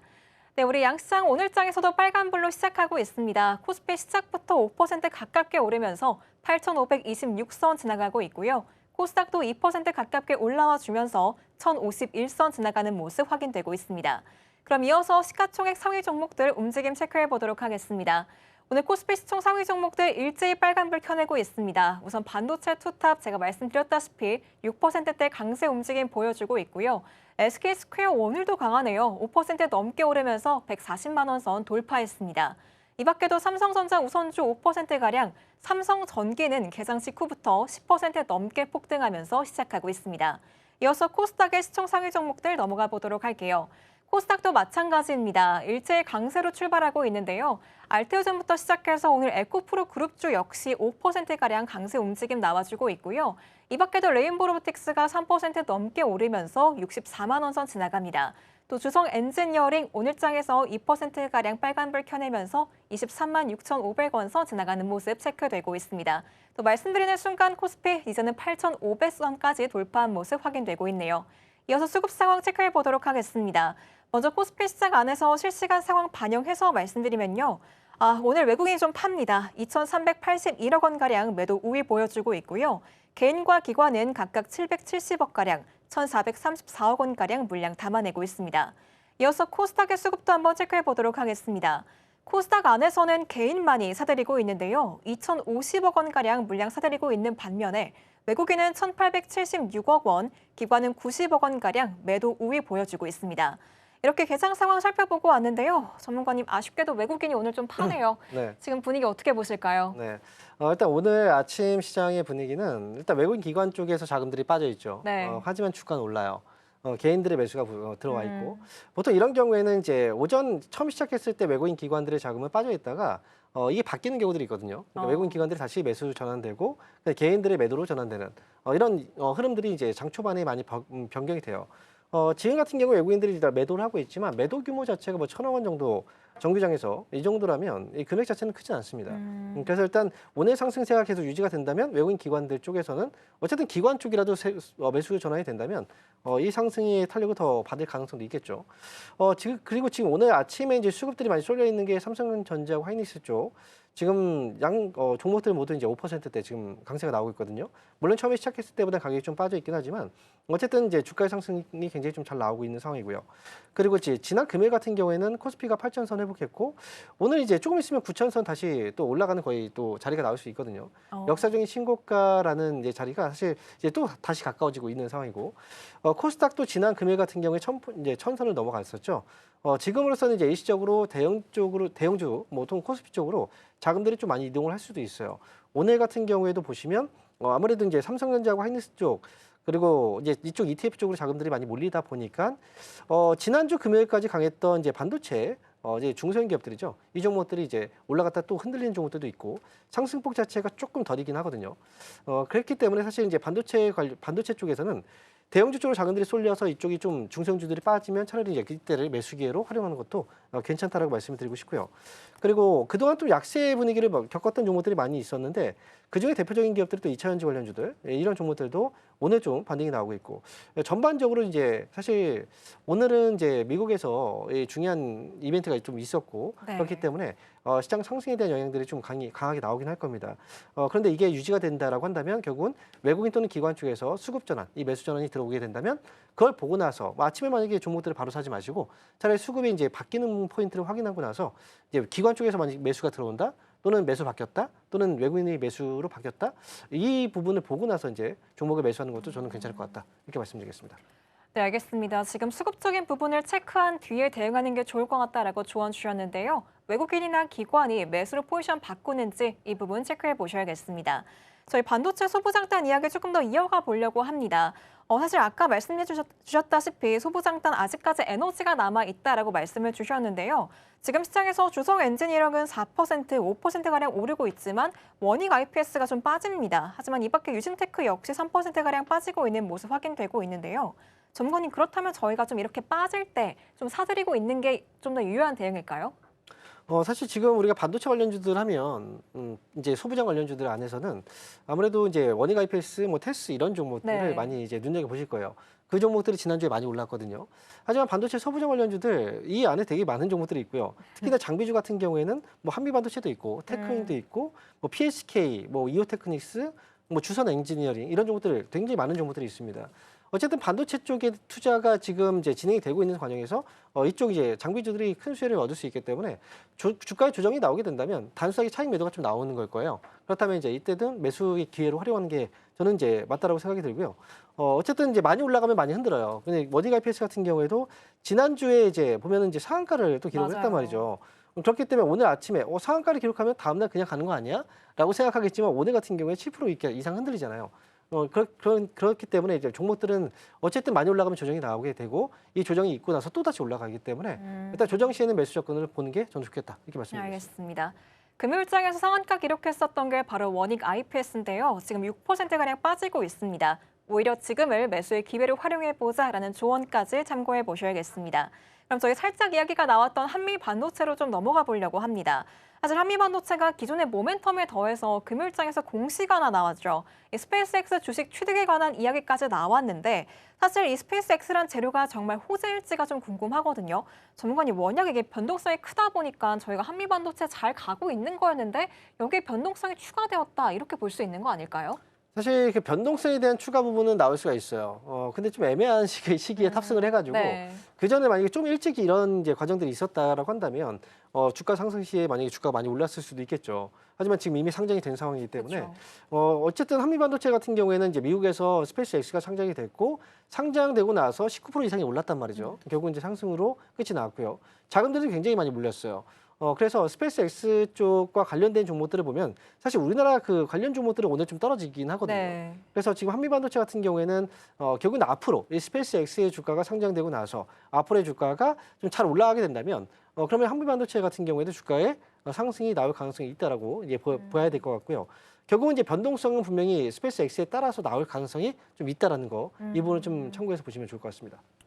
네, 한미반도체가 이 스페이스X라는 재료를 조금 뒤늦게 탑승한 감이 없지 않아 있긴 한데요. 그래도 여전히 기존 모멘텀은 충분히 나와 있는 것으로 확인되고 있습니다. 지금 말씀드린 순간 코스피 매수 사이드카가 발동이 되었습니다. 현재 개인들이 계속해서 물량 사들이고 있는 모습 확인이 됐었는데 지금 5% 넘게 오르면서 8,468선 지나가는 모습 확인되고 있는데요. 앞으로의 변동성 계속해서 체크해 보셔야 될 것 같습니다. 그럼 저희 스페이스X 상장 이야기 조금 더 이야기 넘어가 보도록 할게요. 지금 상장이 성공적으로 마무리가 됐습니다. 근데 지금 우주항공주에 대한 재료 소멸 우려가 나오고 있거든요. 오늘장에서도 스피어가 좀 빠지는 모습 체크가 되고 있는데요. 전문가님, 그렇다면 이번 이벤트 종료가 단기 모멘텀의 끝이다라고 볼 수 있을까요? 아니면은 좀 인프라 투자 확대로 관련주들 조금 더 탄력을 받을 수 있을까요? 그동안 종목들의 주가가 이제 기대감으로 많이 오르긴 했었어요. 근데 실제로 그 영향으로 봤을 때는 직접적인 투자가 진행됐던 기업들, 그리고 그 외의 기업들이 있는데 사실 이제 투자가 진행됐던 기업들이 지분을 확보하고 있는 그런 기업들의 주가도 굉장히 많이 올랐고 그 외 다른 종목들도 많이 올랐단 말이죠. 결국 이제 가장 강력한 모멘텀이었던 스페이스X 이게 상장이 됐기 때문에 재료 소멸은 맞아요. 그래서 일시적으로 이제 미국에서도 미국 이제 그 우주항공 관련주들의 경우에는 자금들이 쫙 빠지면서 결국 스페이스X 쪽으로 몰리면서 주가가 많이 빠졌거든요. 일단 이런 일시적인 현상들이 분명히 좀 나올 수 있고, 하지만 우주항공 쪽에서의 그 분야에서 본다면 스페이스X가 앞으로 어떤 행보를 보이느냐에 따라서 관련 종목들은 충분히 다시 한번 상승이 나올 가능성도 있습니다. 그리고 중요한 건 스페이스X의 주가. 지금 단기적으로 봤을 때는 이슈가 소멸된 건 맞아요. 하지만 그 상장되고 나서 스페이스X의 주가가 꾸준히 또 올라 상승을 해주게 된다면 당연히 이제 이 관련 종목들도 단기적인 조정 마치고 나서 또 다시 따라갈 수도 있거든요. 그렇기 때문에 이 종목들은 이미 다 보기보다는 스페이스X의 주가의 행보에 따라서 주가의 움직임이 나올 수 있으니까 이 부분을 좀 잘 보셔야 될 것 같습니다. 네, 지금 상장이 성공적으로 마무리가 되면서 이슈가 소멸되기는 했지만 다 끝났다라고 보기보다는 앞으로 스페이스X의 행보에 따라서 또 종목별로 희비가 엇갈릴 수가 있을 것 같습니다. 내용도 저희와 함께 체크해 보시죠. 저희 네이버로 좀 이야기 넘어가 보려고 합니다. 지금 미국 엔스로픽의 기술 제품 책임자들이 바로 내일입니다. 네이버 본사를 찾아온다라고 하는데요. 사실 프리장에서부터 네이버가 4%가량 강세를 보였는데 지금은 좀 상승폭이 크진 않습니다. 1% 정도 올라와 주고 있는데요. 사실 지난주 목요일부터 전문가님이 네이버 강조 많이 하셨는데 금요일장에서 바로 10% 넘게 올랐었죠. 전문가님, 그때 샀어야 된다 생각이 들긴 하는데요. 네. 그렇다면 네이버의 상승세 앞으로 계속해 나올 거다 이렇게 기대하고 계실까요? 네, 일단 그 당시 이제 목요일 날 네. 그 젠슨왕 동맹과 관련주들이 많이 맞아요. 빠졌잖아요. 네네. 그래서 이제 이 종목들이 끝이냐 아니면 다시 봐야 되느냐. 그때 말씀드렸을 때 이때가 기회다라고 이제 말씀드렸었던 건데 결국 이제 지금 올라왔지만 오늘 같은 경우에 네이버도 이제 추가 반등이 나오고 있어요. 그런데 중요한 건 이제 엔스로픽. 지금 미국에서 이제 엔스로픽과 그다음에 오픈 AI 지금 상장을 앞두고 있는 상황이기 때문에 사실 AI 쪽과 관련해서는 경쟁이 굉장히 좀 치열한 상황이잖아요. 네. 그러다 보니까 이제 엔스로픽도 국내지 방안을 해가지고 이번에 이제 AI 기술 임원들이 방안을 하는 겁니다. 그래서 네이버 본사를 찾게 되고요. 그렇다고 한다면 그냥 단순하게 그냥 뭐 친목도모를 하는 건 아니겠죠. 그와 관련해서 협력과 관련된 얘기들이 나올 수 있기 때문에 네이버 같은 경우에는 일단 뭐 엔스로픽에 대한 어떤 기대감 거기다가 또 엔비디아에 대한 어떤 기대감들이 같이 또 공존하고 있기 때문에 앞으로 좀 주목을 해서 봐야 되는 기업이라고 저는 생각을 하고 있어요. 그러니까 네이버 같은 경우에는 이번에 이제 방한하고 나서 과연 어떤 얘기가 나오는지 뉴스가 분명히 나올 텐데 이 부분을 좀 잘 보시는 게 좋을 것 같습니다. 알겠습니다. 전문가님이 지난주부터 네이버 계속해서 강조 많이 해주셨는데요. 여전히 에너지가 남아있는 것으로 예상이 됩니다. 그럼 저 2차전지 이야기 조금 넘어가 보려고 합니다. 사실 지난주 금요일 날에 삼성 SDI 관한 리포트가 하나 나왔었는데 목표 주가를 조금 하향 조정을 했더라고요. 근데 LG 엔솔 같은 경우는 중국 업체와의 특허 분쟁 승소 이런 호재가 나왔습니다. 정말 지금 뉴스가 이렇게 희비가 엇갈리고 있는 상황인데 여전히 2차전지 섹터 아직 에너지 남아있다고 볼 수 있을까요? 2차전지 섹터의 가장 큰 메리트는 많이 빠졌습니다. 네, 그래서 최근에도 시장이 많이 흔들렸을 때 네. 2차전지 관련주들이 정말 많이 빠졌거든요. 그렇죠. 사실 2차전지 관련주들이 실적이 너무나 좋아서 그래서 지금 봐야 된다라기보다는 시장은 어쨌든 이제 주가가 많이 빠진 종목들은 다시 한번 올려주거든요. 네네. 그렇기 때문에 이번 시장도 주가가 많이 조정이 나왔던 관련 종목들에 대해서는 이제 주가 반등이 있을 거고요. 그리고 이제 셀 업체들도 분명히 좀 지금 봐야 되긴 하겠지만 사실 이제 삼성 SDI 이런 종목들은 좀 많이 올랐잖아요. 네. 가격적인 부담이 조금 덜한 LG에너지 솔루션도 역시 그 부분에 있어서는 이제 관심을 둬야 되는 부분이 맞고요. 그리고 이제 특히나 실적에 대한 모멘텀이 확실하게 조금 잡혀 있는 애들이 양극재 관련주들이거든요. 그래서 양극재주들의 경우에는 지난해부터 일단 가격 이제 리튬 가격 반등이 좀 나왔었고 그리고 좀 이제 여름철로 가면 또 이제 에너지 관련주들이 좀 주목을 받아요. ESS 쪽과 관련해서. 그래서 이제 일단은 현재로서는 이차전지 관련주들도 많이 빠졌기 때문에 주목을 다시 한번 받을 가능성이 있고 저가 매수 이후로 이제 반등이 나올 가능성이 있기 때문에 뭐 수남의 과정에서는 지금 눈여겨 보시는 것도 저는 좋을 것 같다 이렇게 말씀드리겠습니다. 네. 2차전지 섹터는 지금 가격적인 메리트가 충분히 있기 때문에 주목해봐도 좋을 것 같다라는 분석까지 들어봤습니다. 사실 금요일 날에서는 HL 만도가 상한가 진입하면서 크게 주목을 받았었는데 오늘자에 조금 보합권에서 움직이는 모습 체크가 되고 있고요. 그 밖에 저희 피지컬 AI 관련주들 오늘 흐름이 강합니다. 지금 LG전자 8% 넘게 오르고 있고 현대 오토에버도 6% 넘게 오르는 모습 체크가 되고 있는데요. 그렇다면 전문가님, 지금 저희가 로봇주 안에서도 뭐 액추에이터 수혜주도 있고요. 대형주도 있잖아요. 그렇다면 지금 저희가 HL 만도를 비롯한 액추에이터 관련주들 랠리를 조금 더 기대해 볼 수 있는 걸까요? 아니면 여전히 대형주로 봐야 되는 걸까요? 일단 지금으로서는 로봇 관련주 쪽으로 자금들이 좀 다시 네. 한번 들어오고 있거든요. 그렇기 때문에 로봇 관련주들이 사실 이제 다시 한번 또 주목을 받게 되면은 이 전방위적으로 이제 수급이 또 들어올 수가 있어요. 그래서 지금 같은 경우에는 로봇주들의 이제 주가가 오늘 같은 경우에도 전체로 본다면 레인보우 로보틱스가 이제 상승을 좀 이끌어가고 있긴 한데 네. 지난주부터 수급들이 들어왔고 액추에이터 관련주라든지 어쨌든 로봇 관련주들의 경우에는 주목적인 부분에서 본다면 당연히 또 시장의 불안감이 해소가 됐기 때문에 지금은 또 이제 챙겨볼 필요가 있다고 생각이 들어요. 그래서 로봇주들을 다시 한번 시세가 왔을 때는 좀 전방위적으로 퍼질 수가 있으니까 전체 그 좀 광범위하게 보는 게 저는 좀 맞지 않을까 이렇게 보고 있습니다. 네, 역시나 피지컬 AI 관련주는 좀 전방위적으로 봐야 될 것 같고요. 오늘 현대차 그룹주가 강한 모습 확인되고 있네요. 지금 우리 양시장 계속해서 강세 움직임 이어가고 있습니다. 코스피는 8,500선 돌파한 모습 확인되고요. 코스닥도 1,041선 지나가고 있네요. 이 상승세가 장 후반까지 이어질지 끝까지 주목해 보시면 좋을 것 같습니다. 그럼 스탁 포인트는 여기서 마무리할게요. 황민혁 전문가와 함께했습니다. 오늘 말씀 고맙습니다. 감사합니다.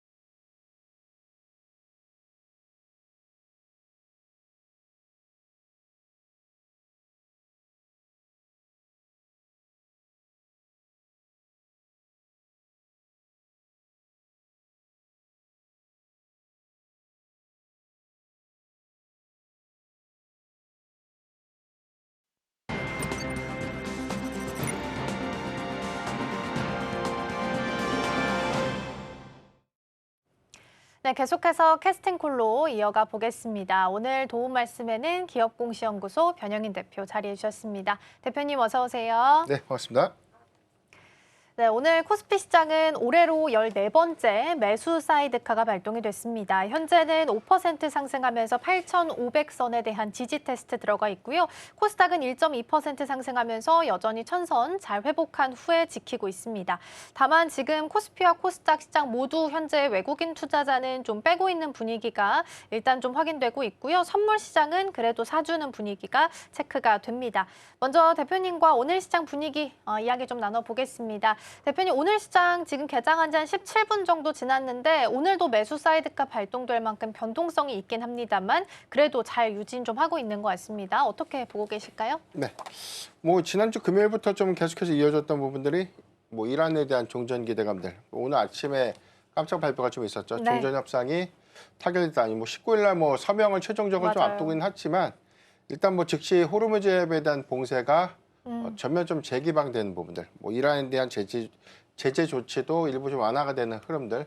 다만 이제 60일이라는 단서가 좀 있을 것 같아요. 뭐 세부적인 합의서 내용들이 공개가 좀 되지 않았는데 아마 이전에 뭐 제안됐던 MOU 같은 내용들을 좀 종합해 봤을 때는 60일 정도에 대한 휴전 협상들이 연장된 조치. 다만 이 부분이 종전이라는 미국 이란에 대한 뭐 핵무기에 대한 억제 요인들이라든가 세부적인 뭐 제재 조치 완화 여기도 해서 뭐 이란도 호르무즈 해협에 대한 봉쇄를 전면적으로 조건 없이 이제 개방하는 것이죠. 이제 이런 부분들이 수급적인 기대감들 내지는 불확실성 완화로 좀 작용했다라고 보면 좋을 것 같고요.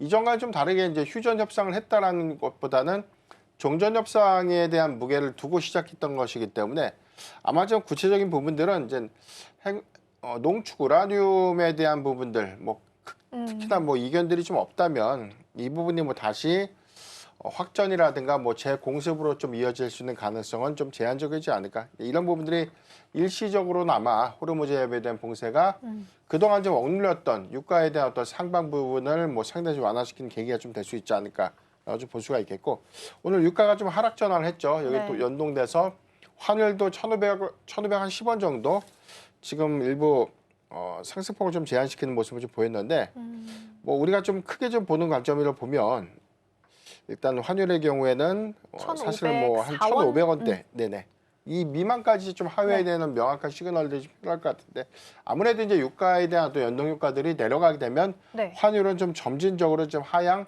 안정화가 좀 될 수 있지 않을까라고 좀 판단해 보기 때문에 이런 게쯤에서 보면 일단 뭐 불확실성 완화 관점에서 당분간 수급 기조들은 견조한 상승세들을 좀 더 유지할 가능성이 높지 않을까라고 좀 볼 수가 있겠습니다. 다만 또 이번 주에도 매크로 지표 있어요. FOMC 그렇죠. 정례 회의도 있고 일본의 BOJ 통화정책 회의도 좀 앞두고 있는 그런 상태이기 때문에 네. 수급적인 기조에서는 뭐 지난주에 뭐 매크로 변수라든가 선물옵션 동시만기 그 이후에 뭐 스펙스X 상장 같은 단기 이벤트를 좀 모두 소화했던 구간이기 때문에 이번 주 일본의 경우에는 기준금리 한 0.25포인트에 대한 인상이 조금만 좀 걱정되는데 엔키리 청산에 대한 또 우려감들은 뭐 사실상 뭐 이전에 이번 뭐 금리 인상에 관련된 어떤 기대감, 우려감들이 상당히 좀 주가에 좀 반영됐던 측면들을 좀 고려해 보면 사실 뭐 이번 통화정책 회의에 관련된 시장 영향들은 좀 다소 좀 제한적이지 않을까라고 좀 판단이 좀 되고 있습니다. 네, 그렇죠. 중요한 이벤트가 이번 주에 또 대기하고 있습니다. BOJ가 먼저 있을 거고요. 이후에 이제 FOMC 이슈가 있는 상황인데 일본 쪽에서 금리 인상에 대한 이야기가 슬슬 좀 나오고 있기 때문에 그렇게 된다면 또다시 우리가 재작년에 겪었던 엔캐리 트레이드에 대한 우려감이 다시 높아질 수가 있습니다. 일단 시장은 오늘은 외국인 투자자가 현물에서는 좀 빼고 있는 상황입니다. 물론 규모가 크진 않습니다만 오늘 종가까지는 좀 봐야 될 것 같고요. 매크로 변수가 남아있는 상황 속에서 이번 주 전략 어떻게 세우면 좋을지 이야기 좀 나눠보겠습니다. 먼저 오늘 시장에서 움직이는 테마들 하나씩 열어서 이야기 좀 나눠드리죠. 일단 첫 번째는 조선입니다.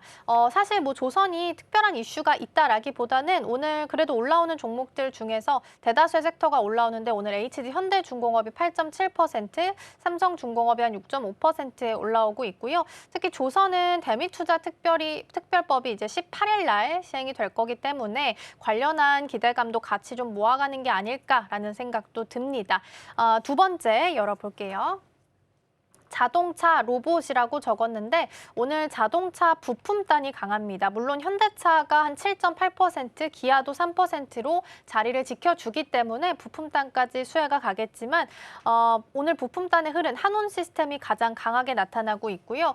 앞서 제가 브리핑에서 전해드렸던 것처럼 골드만삭스에서는 앞으로 한국이 공급망의 핵심 국가가 될 거다. HL만도 긍정적으로 이야기를 좀 꺼내놨었는데 오늘은 약간의 차익 실현이 좀 나오는 것 같기는 합니다. 오늘 같이 지금 다시 양전에 성공했네요. 3% 상승하면서 추가적인 랠리 가능할지 확인해 보겠습니다. 마지막 열어볼게요. 마지막은 반도체입니다.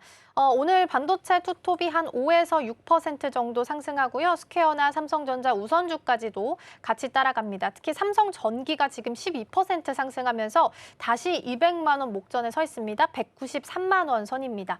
다만 이제 ETF 관련해서 리밸런싱에 대한 이슈가 18일까지 일정이 좀 남아 있어서 오늘 일단 상승하고 있긴 합니다만 목요일까지 추이는 좀 지켜보셔야 되지 않을까 싶습니다. 참고해서 함께 보시죠. 사실 첫 번째는 조선이기 부분이긴 한데 오늘 가장 중요한 건 재건일 것 같아서 바꿔서 좀 이야기를 해볼게요.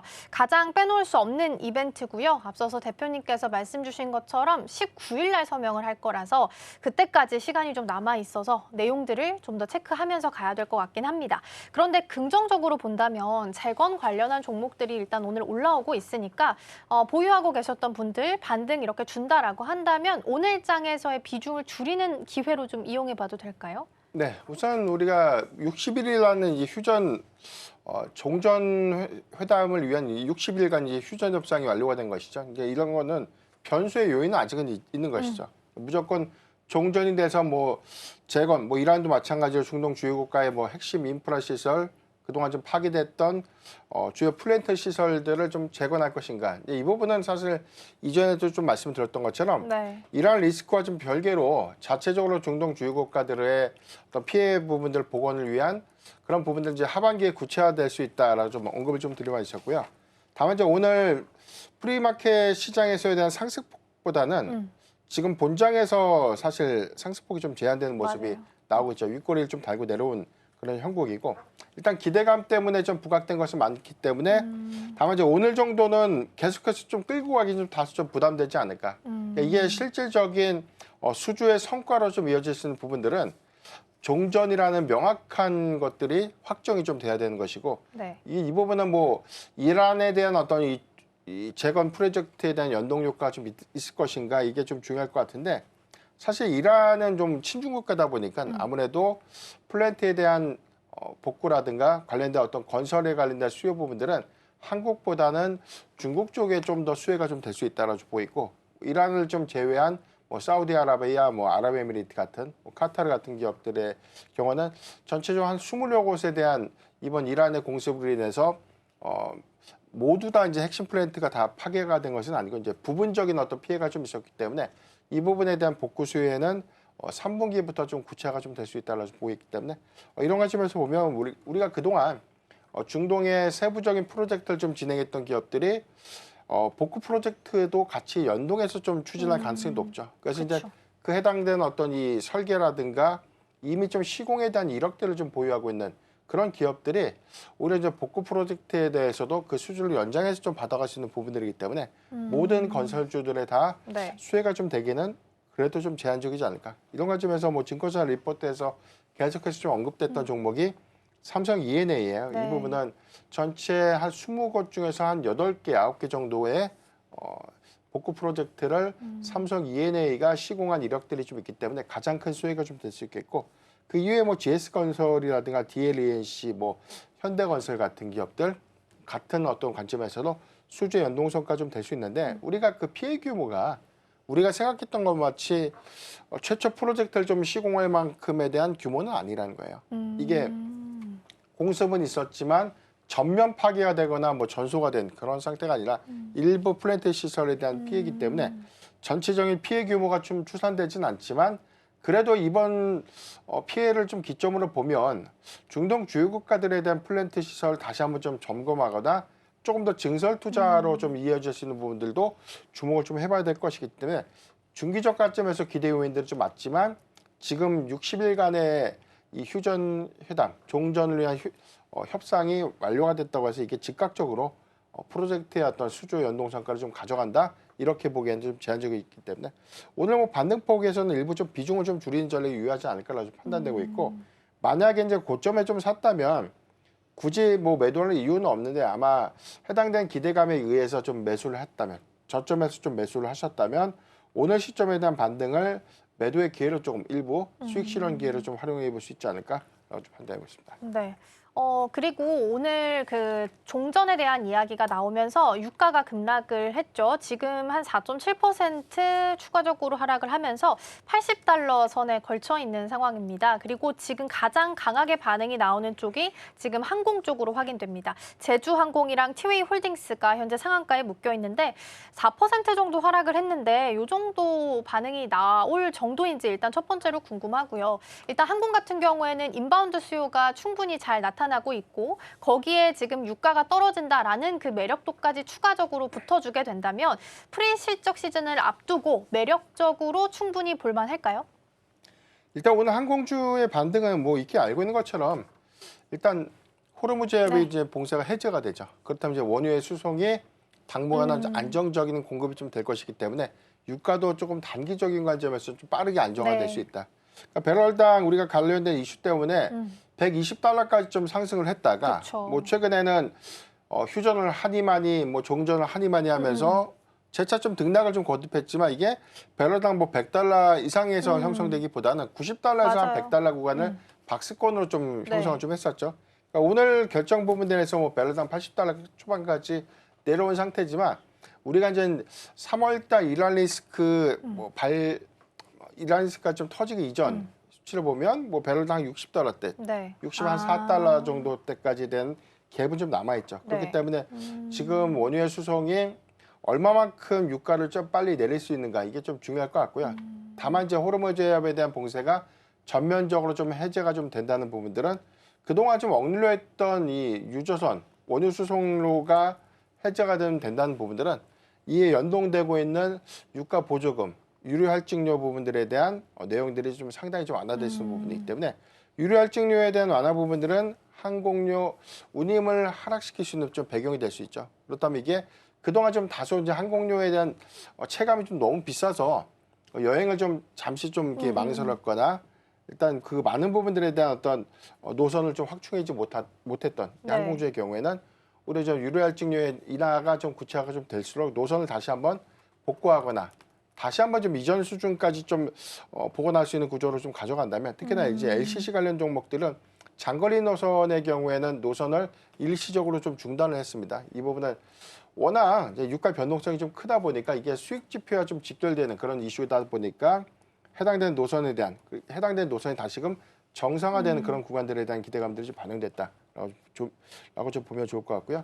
오늘 제주항공, 뭐 TA홀딩스, 뭐 가격 제한폭까지 좀 상승을 했고, 뭐 트리니티 항공이라든가 에어부산 뭐 20%대 좀 상승을 좀 하고 있는데 LCC가 좀 더 빠르게 좀 반응하는 이유들은 유류할증료에 관련된 영향 때문에 사실 일부 노선들을 좀 일시적으로 좀 중단했던 효과들이 다시금 좀 재개하게 된다면 계절적인 성수기가 2분기 내지 이제 3분기까지 좀 연속해서 이어지는 구간에서 올해 수익성 지표를 좀 빠르게 회복할 수 있지 않을까라는 기대감들 좀 반영시켰고 이게 만약에 최종적으로 이제 종전까지 또는 뭐 호르무즈해협이 다시금 봉쇄되는 그런 리스크 요인들이 좀 없다면 항공주의 경우에는 뭐 수급적인 완화 관점에서 조금 더 연속성 있는 흐름들을 이어갈 수 있지 않을까 아주 보십니다.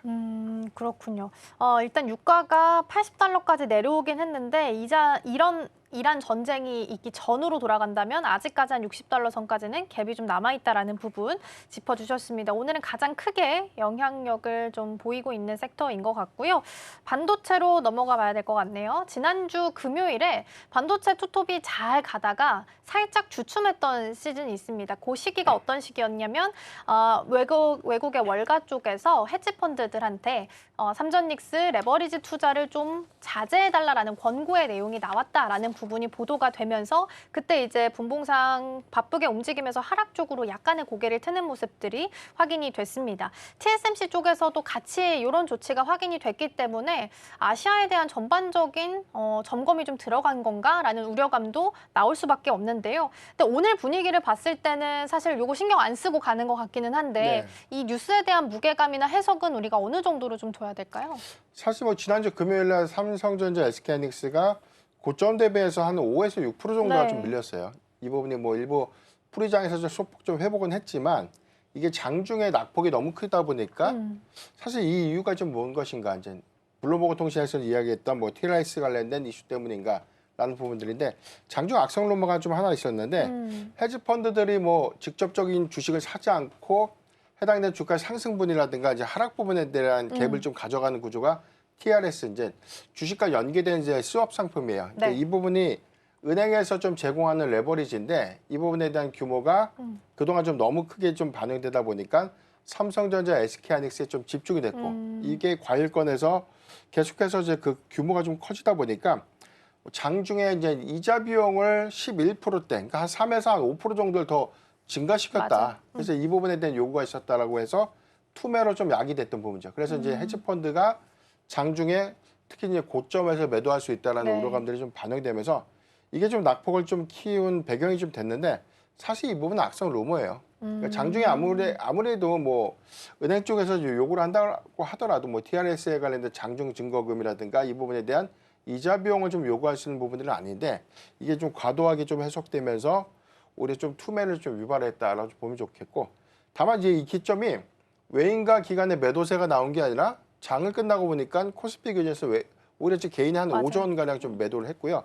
삼성전자, SK하이닉스가 한 40% 정도 수준, 한 2조 원대 규모 정도가 좀 집중이 좀 됐는데 아무래도 이 이슈가 조금 더 좀 수급적인 노이즈가 좀 되지 않았나라고 좀 판단이 좀 되고 있습니다.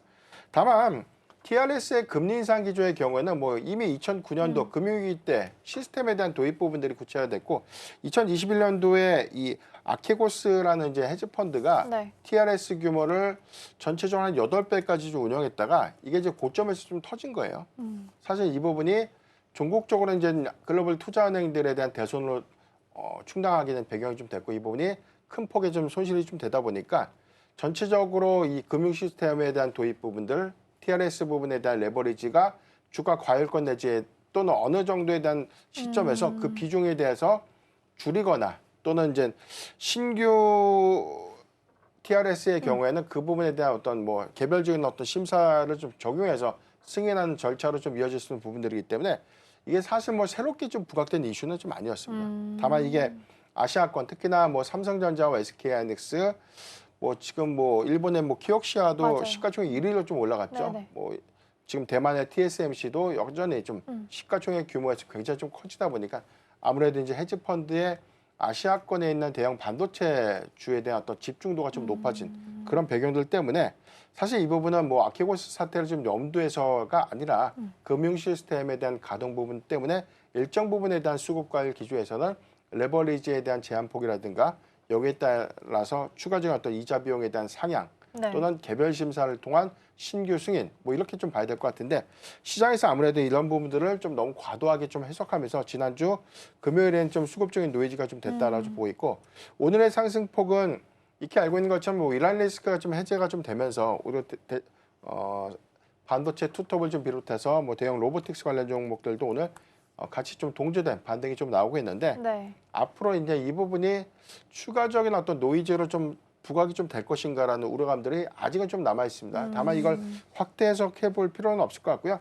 그만큼 아시아권에 있는 이 반도체 섹터, 특히나 이제 반도체 대형 종목들에 대한 시가총액이 그동안 좀 커졌던 것들 좀 감안해 보면 이 부분이 다르게 좀 해석을 해보면 투자 대안이 사실상 반도체 대형주뿐이 사실 투자 대안이 좀 없다는 것이죠. 맞아요. 그러니까 이런 것들 좀 반증했다라고 좀 보면 좋을 것 같고요. 2분기 실적 발표 이후에 오늘 이제 하반기에 대한 메모리 사이클에 대한 성장 기조가 뚜렷하게 그 방향성을 다시 한번 또 제시해 주거나 또는 뭐 LTA 계약 같은 장기 공급 계약에 대한 선의 부분들이 우리가 단발성 요인의 메모리 사이클에 대한 우려감들을 크게 좀 해소시키면서 장기 사이클에 대한 기대감들을 좀 충족시켜 준다면 TRS 관련된 단기 이슈는 뭐 단기 이슈에 좀 국한될 가능성이 좀 매우 높지 않을까 보고 있습니다. 오히려 헤지펀드 관련한 내용들에 대해서는 악성 루머로 판단을 좀 해주셨고 오늘 사실 그거랑 상관없이 움직임이 좀 나타나고 있죠. 근데 오늘은 이게 종전 때문에 기대감에 움직이는 건지 사실 요거를 신경 쓰지 않고 움직이는 건지는 며칠 좀 지나 보고 나서 판단을 해야 될 것 같습니다. 오늘 시총 상단에서는 대다수의 종목들 지금 1위부터 26위까지 모든 종목들이 플러스권에서 현재 머물고 있는 상황입니다. 그리고 지난주 금요일에도 그렇고요. 오늘도 반도체 소부장주 강세 보이는 종목들 확인이 좀 됩니다. 연속성을 얼마나 더 가져갈 수 있을지도 궁금합니다. 돌아온 투톱을 봐야 될지 아니면 최근 들어서 연일 강한 소부장을 봐야 될지 대표님은 어느 쪽을 더 예쁘게 보세요? 네, 오늘 코스닥 안에서에 대한 수급을 보면 일단 그동안 좀 강했던 반도체 소부장주가 오늘 좀 소폭 차익 매물이 좀 나오고 있죠. 그러니까 지난주까지만 해도 뭐 견조하게 좀 반영됐던 종목들 오늘 이란 리스크가 좀 해소가 좀 되다 보니까 아무래도 성장주에 대한 밸류 부담들이 좀 덜어내는 배경들. 이전에 좀 말씀드렸습니다.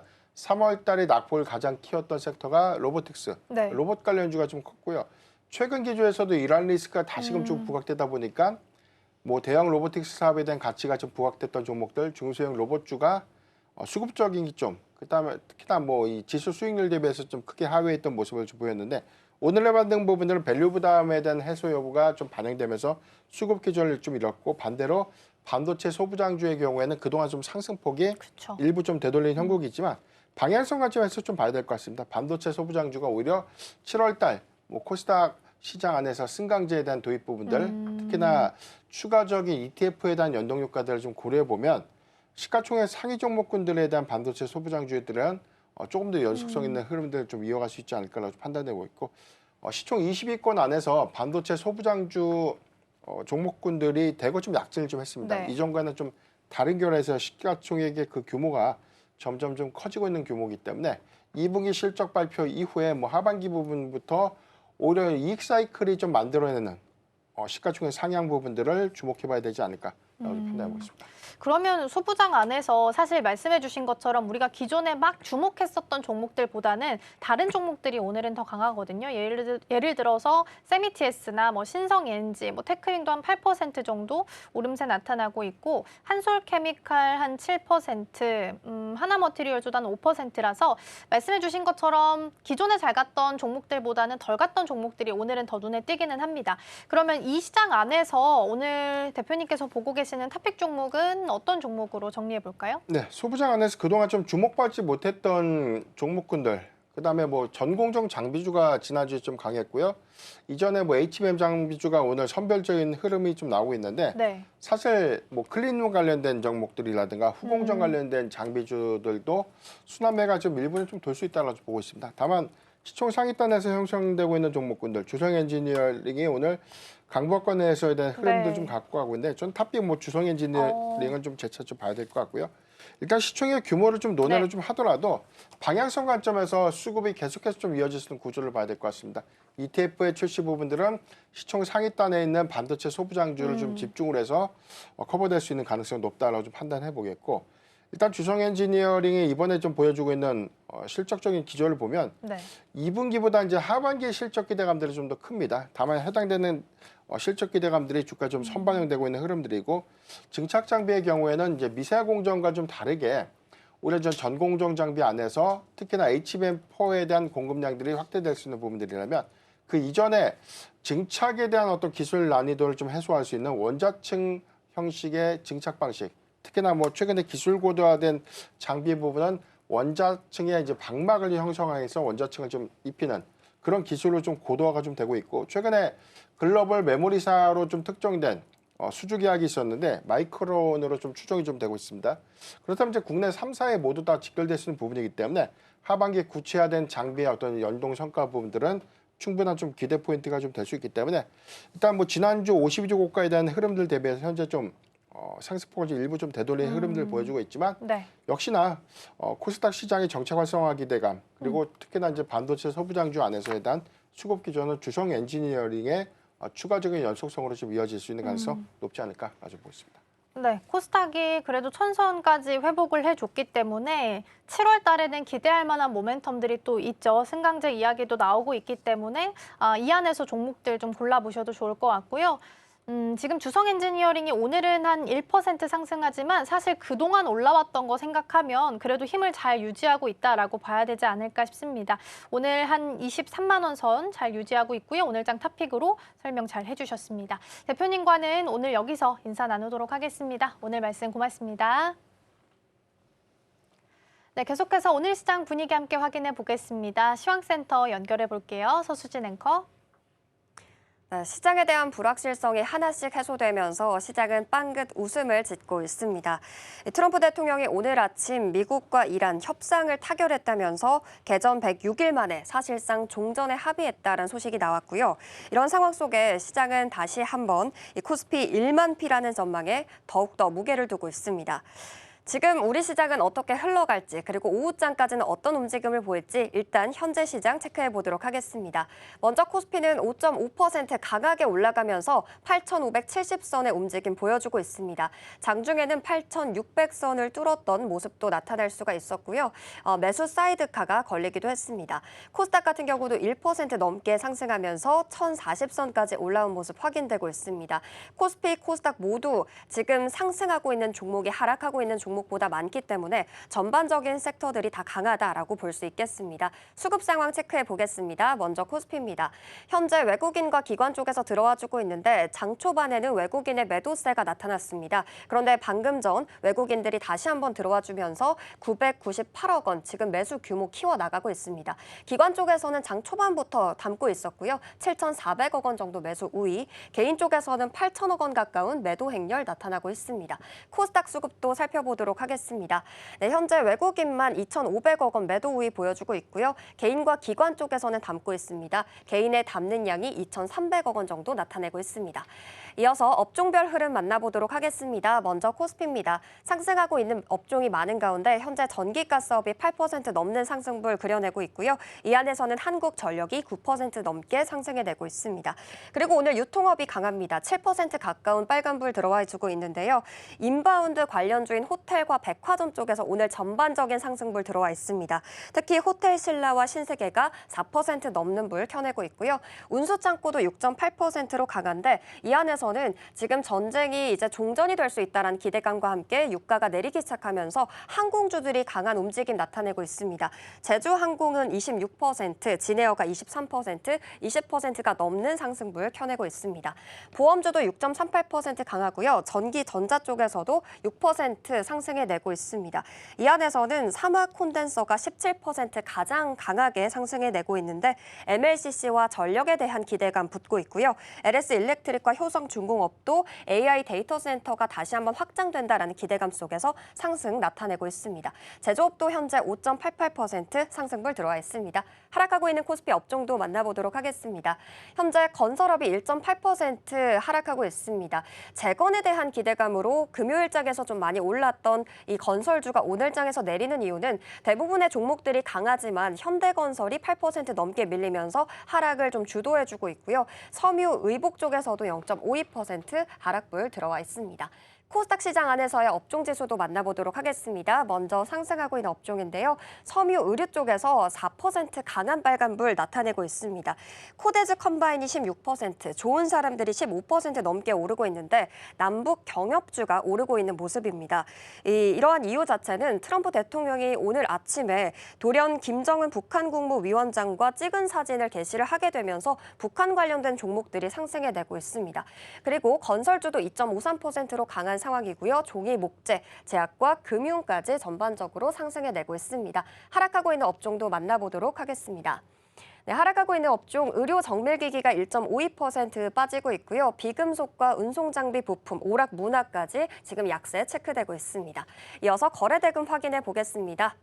먼저 코스피인데요. 반도체 투톱 상승해내고 있습니다. SK하이닉스가 6.98%, 7% 가까운 상승분을 그려내면서 230만 원 뚫어내고 있고요. 삼성전자 같은 경우 4.57% 상승하고는 있지만 윗꼬리를 다고 조금은 이 흐름이 약화됐다라는 부분 체크하셔야 되겠습니다. 그런데 반도체 투톱 일단 금요일장에서 반도체 이 뉴욕장에서 필라델피아 반도체 지수도 잘 나오기도 했었고 이제 증권가에서도 계속해서 호재를 나타내고 있습니다. 나왔던 소식들을 살펴보게 된다면 노무라 증권이 반도체 슈퍼사이클은 이제 막 시작됐다라고 하면서 삼성전자는 59만 원, SK하이닉스는 400만 원으로 목표 주가를 상향하기도 했는데요. 이러한 움직임 오늘장에서 계속해서 탄력 이어나갈 수 있을지 확인해 보셔야 되겠습니다. 그리고 오늘 삼성전기의 탄력이 굉장히 강합니다. 13% 오르면서 어느덧 200만 원의 코앞까지 나온 상황인데요. 오후장에 과연 200만 원 다시 탈환해낼 수 있을지 확인해 보셔야 되겠습니다. 그리고 삼성전기 관련된 소식으로는 최근 글로벌 빅테크를 상대로 MLCC와 기판 여기에 실리콘 커패시터를 묶어서 이 묶음 패키지를 제공하고 있다라고 합니다. 이러한 부분의 기대감까지 현재 시장에 반영이 되고 있습니다.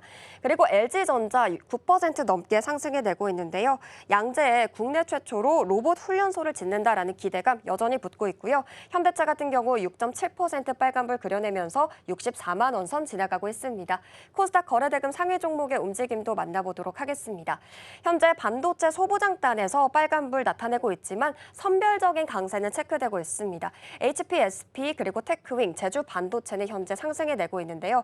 그런데 전거래일에 너무나 많이 올랐었던 종목들은 현재 시장에서는 그렇게 상승하는 탄력이 높지는 않는다는 점 전해드리도록 하겠습니다. 전거래일에 상한가를 달성했던 HPSP 현재 3% 상승해 내고 있고요. 주성 엔지니어링은 0.65% 차익 매물 나타나고 있습니다. 그리고 오늘 눈에 띄는 기업이 대한광통신입니다. 광통신 주들 안에서도 좀 상승하는 종목들이 포착이 되고 있는데요. 이 중동의 지정학적 리스크가 해소되게 되면서 그동안 지연이 됐던 이 현지의 대규모 통신 인프라, 여기에 AI 데이터 센터 공사가 다시 한번 재개될 것이다라는 기대감이 현재 광통신 종목들의 지금 상승 바람을 불어주고 있습니다.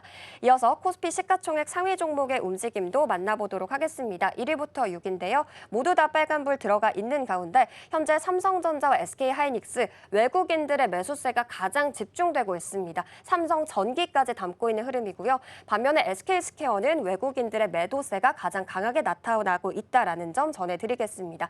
삼성전자 우선주는 현재 삼성전자와 함께 5% 탄력 보여주고 있습니다. 7위부터 12위의 움직임도 만나보도록 하겠습니다. 다 빨간불 들어와 있고요. LG에너지솔루션 4% 넘게 상승해 내고 있는 가운데 현재 조선주, HD 현대중공업도 9% 넘게 상승해 내고 있습니다. 삼성물산 12% 가장 높게 상승하고 있는데요. 하나투자증권에서 이번에 안정감의 모멘텀 더하기라는 보고서를 냈습니다. 목표가 52만 원을 제시하면서 이제는 하이테크에 원전이라는 모멘텀까지 더해진다라고 하며 이 삼성물산 더욱더 봐야 한다라고 주목을 했는데요. 이 부분도 참고하시기 바랍니다. 네, 이어서 코스닥에서 1위부터 6위까지 빠르게 만나보도록 하겠습니다. 현재 주성 엔지니어링 그리고 코오름 티슈진만 약세 흐름 체크되고 있습니다. 네, 이렇게 전반적인 시장 분위기 살펴봤습니다. 시황센터에서 전해드렸습니다. 네, 오늘은 확실히 종전 기대감에 베팅하고 있습니다. 특히 외국인 투자자가 코스피 시장에서 매도에서 현재 매수로 전환한 부분도 함께 확인되고 있습니다. 프랑스 현지 시간으로 15일에는 G7 정상회의 예정되어 있습니다. 트럼프 대통령과 이재명 대통령이 참석하고요. 메타와 오픈 AI 같은 AI 기업들의 리더들도 처음으로 같이 이야기를 좀 나눈다고 하니까 뉴스들 나오는 대로 함께 챙겨드리도록 하겠습니다. 저희가 방송 중에 제공해드린 정보는 투자 판단을 위한 조언일 뿐 해당 종목의 가치와 수익률은 보장하지 않습니다. 저희는 내일 더 다양한 소식 준비해서 돌아오겠습니다. 시청해주신 여러분 고맙습니다.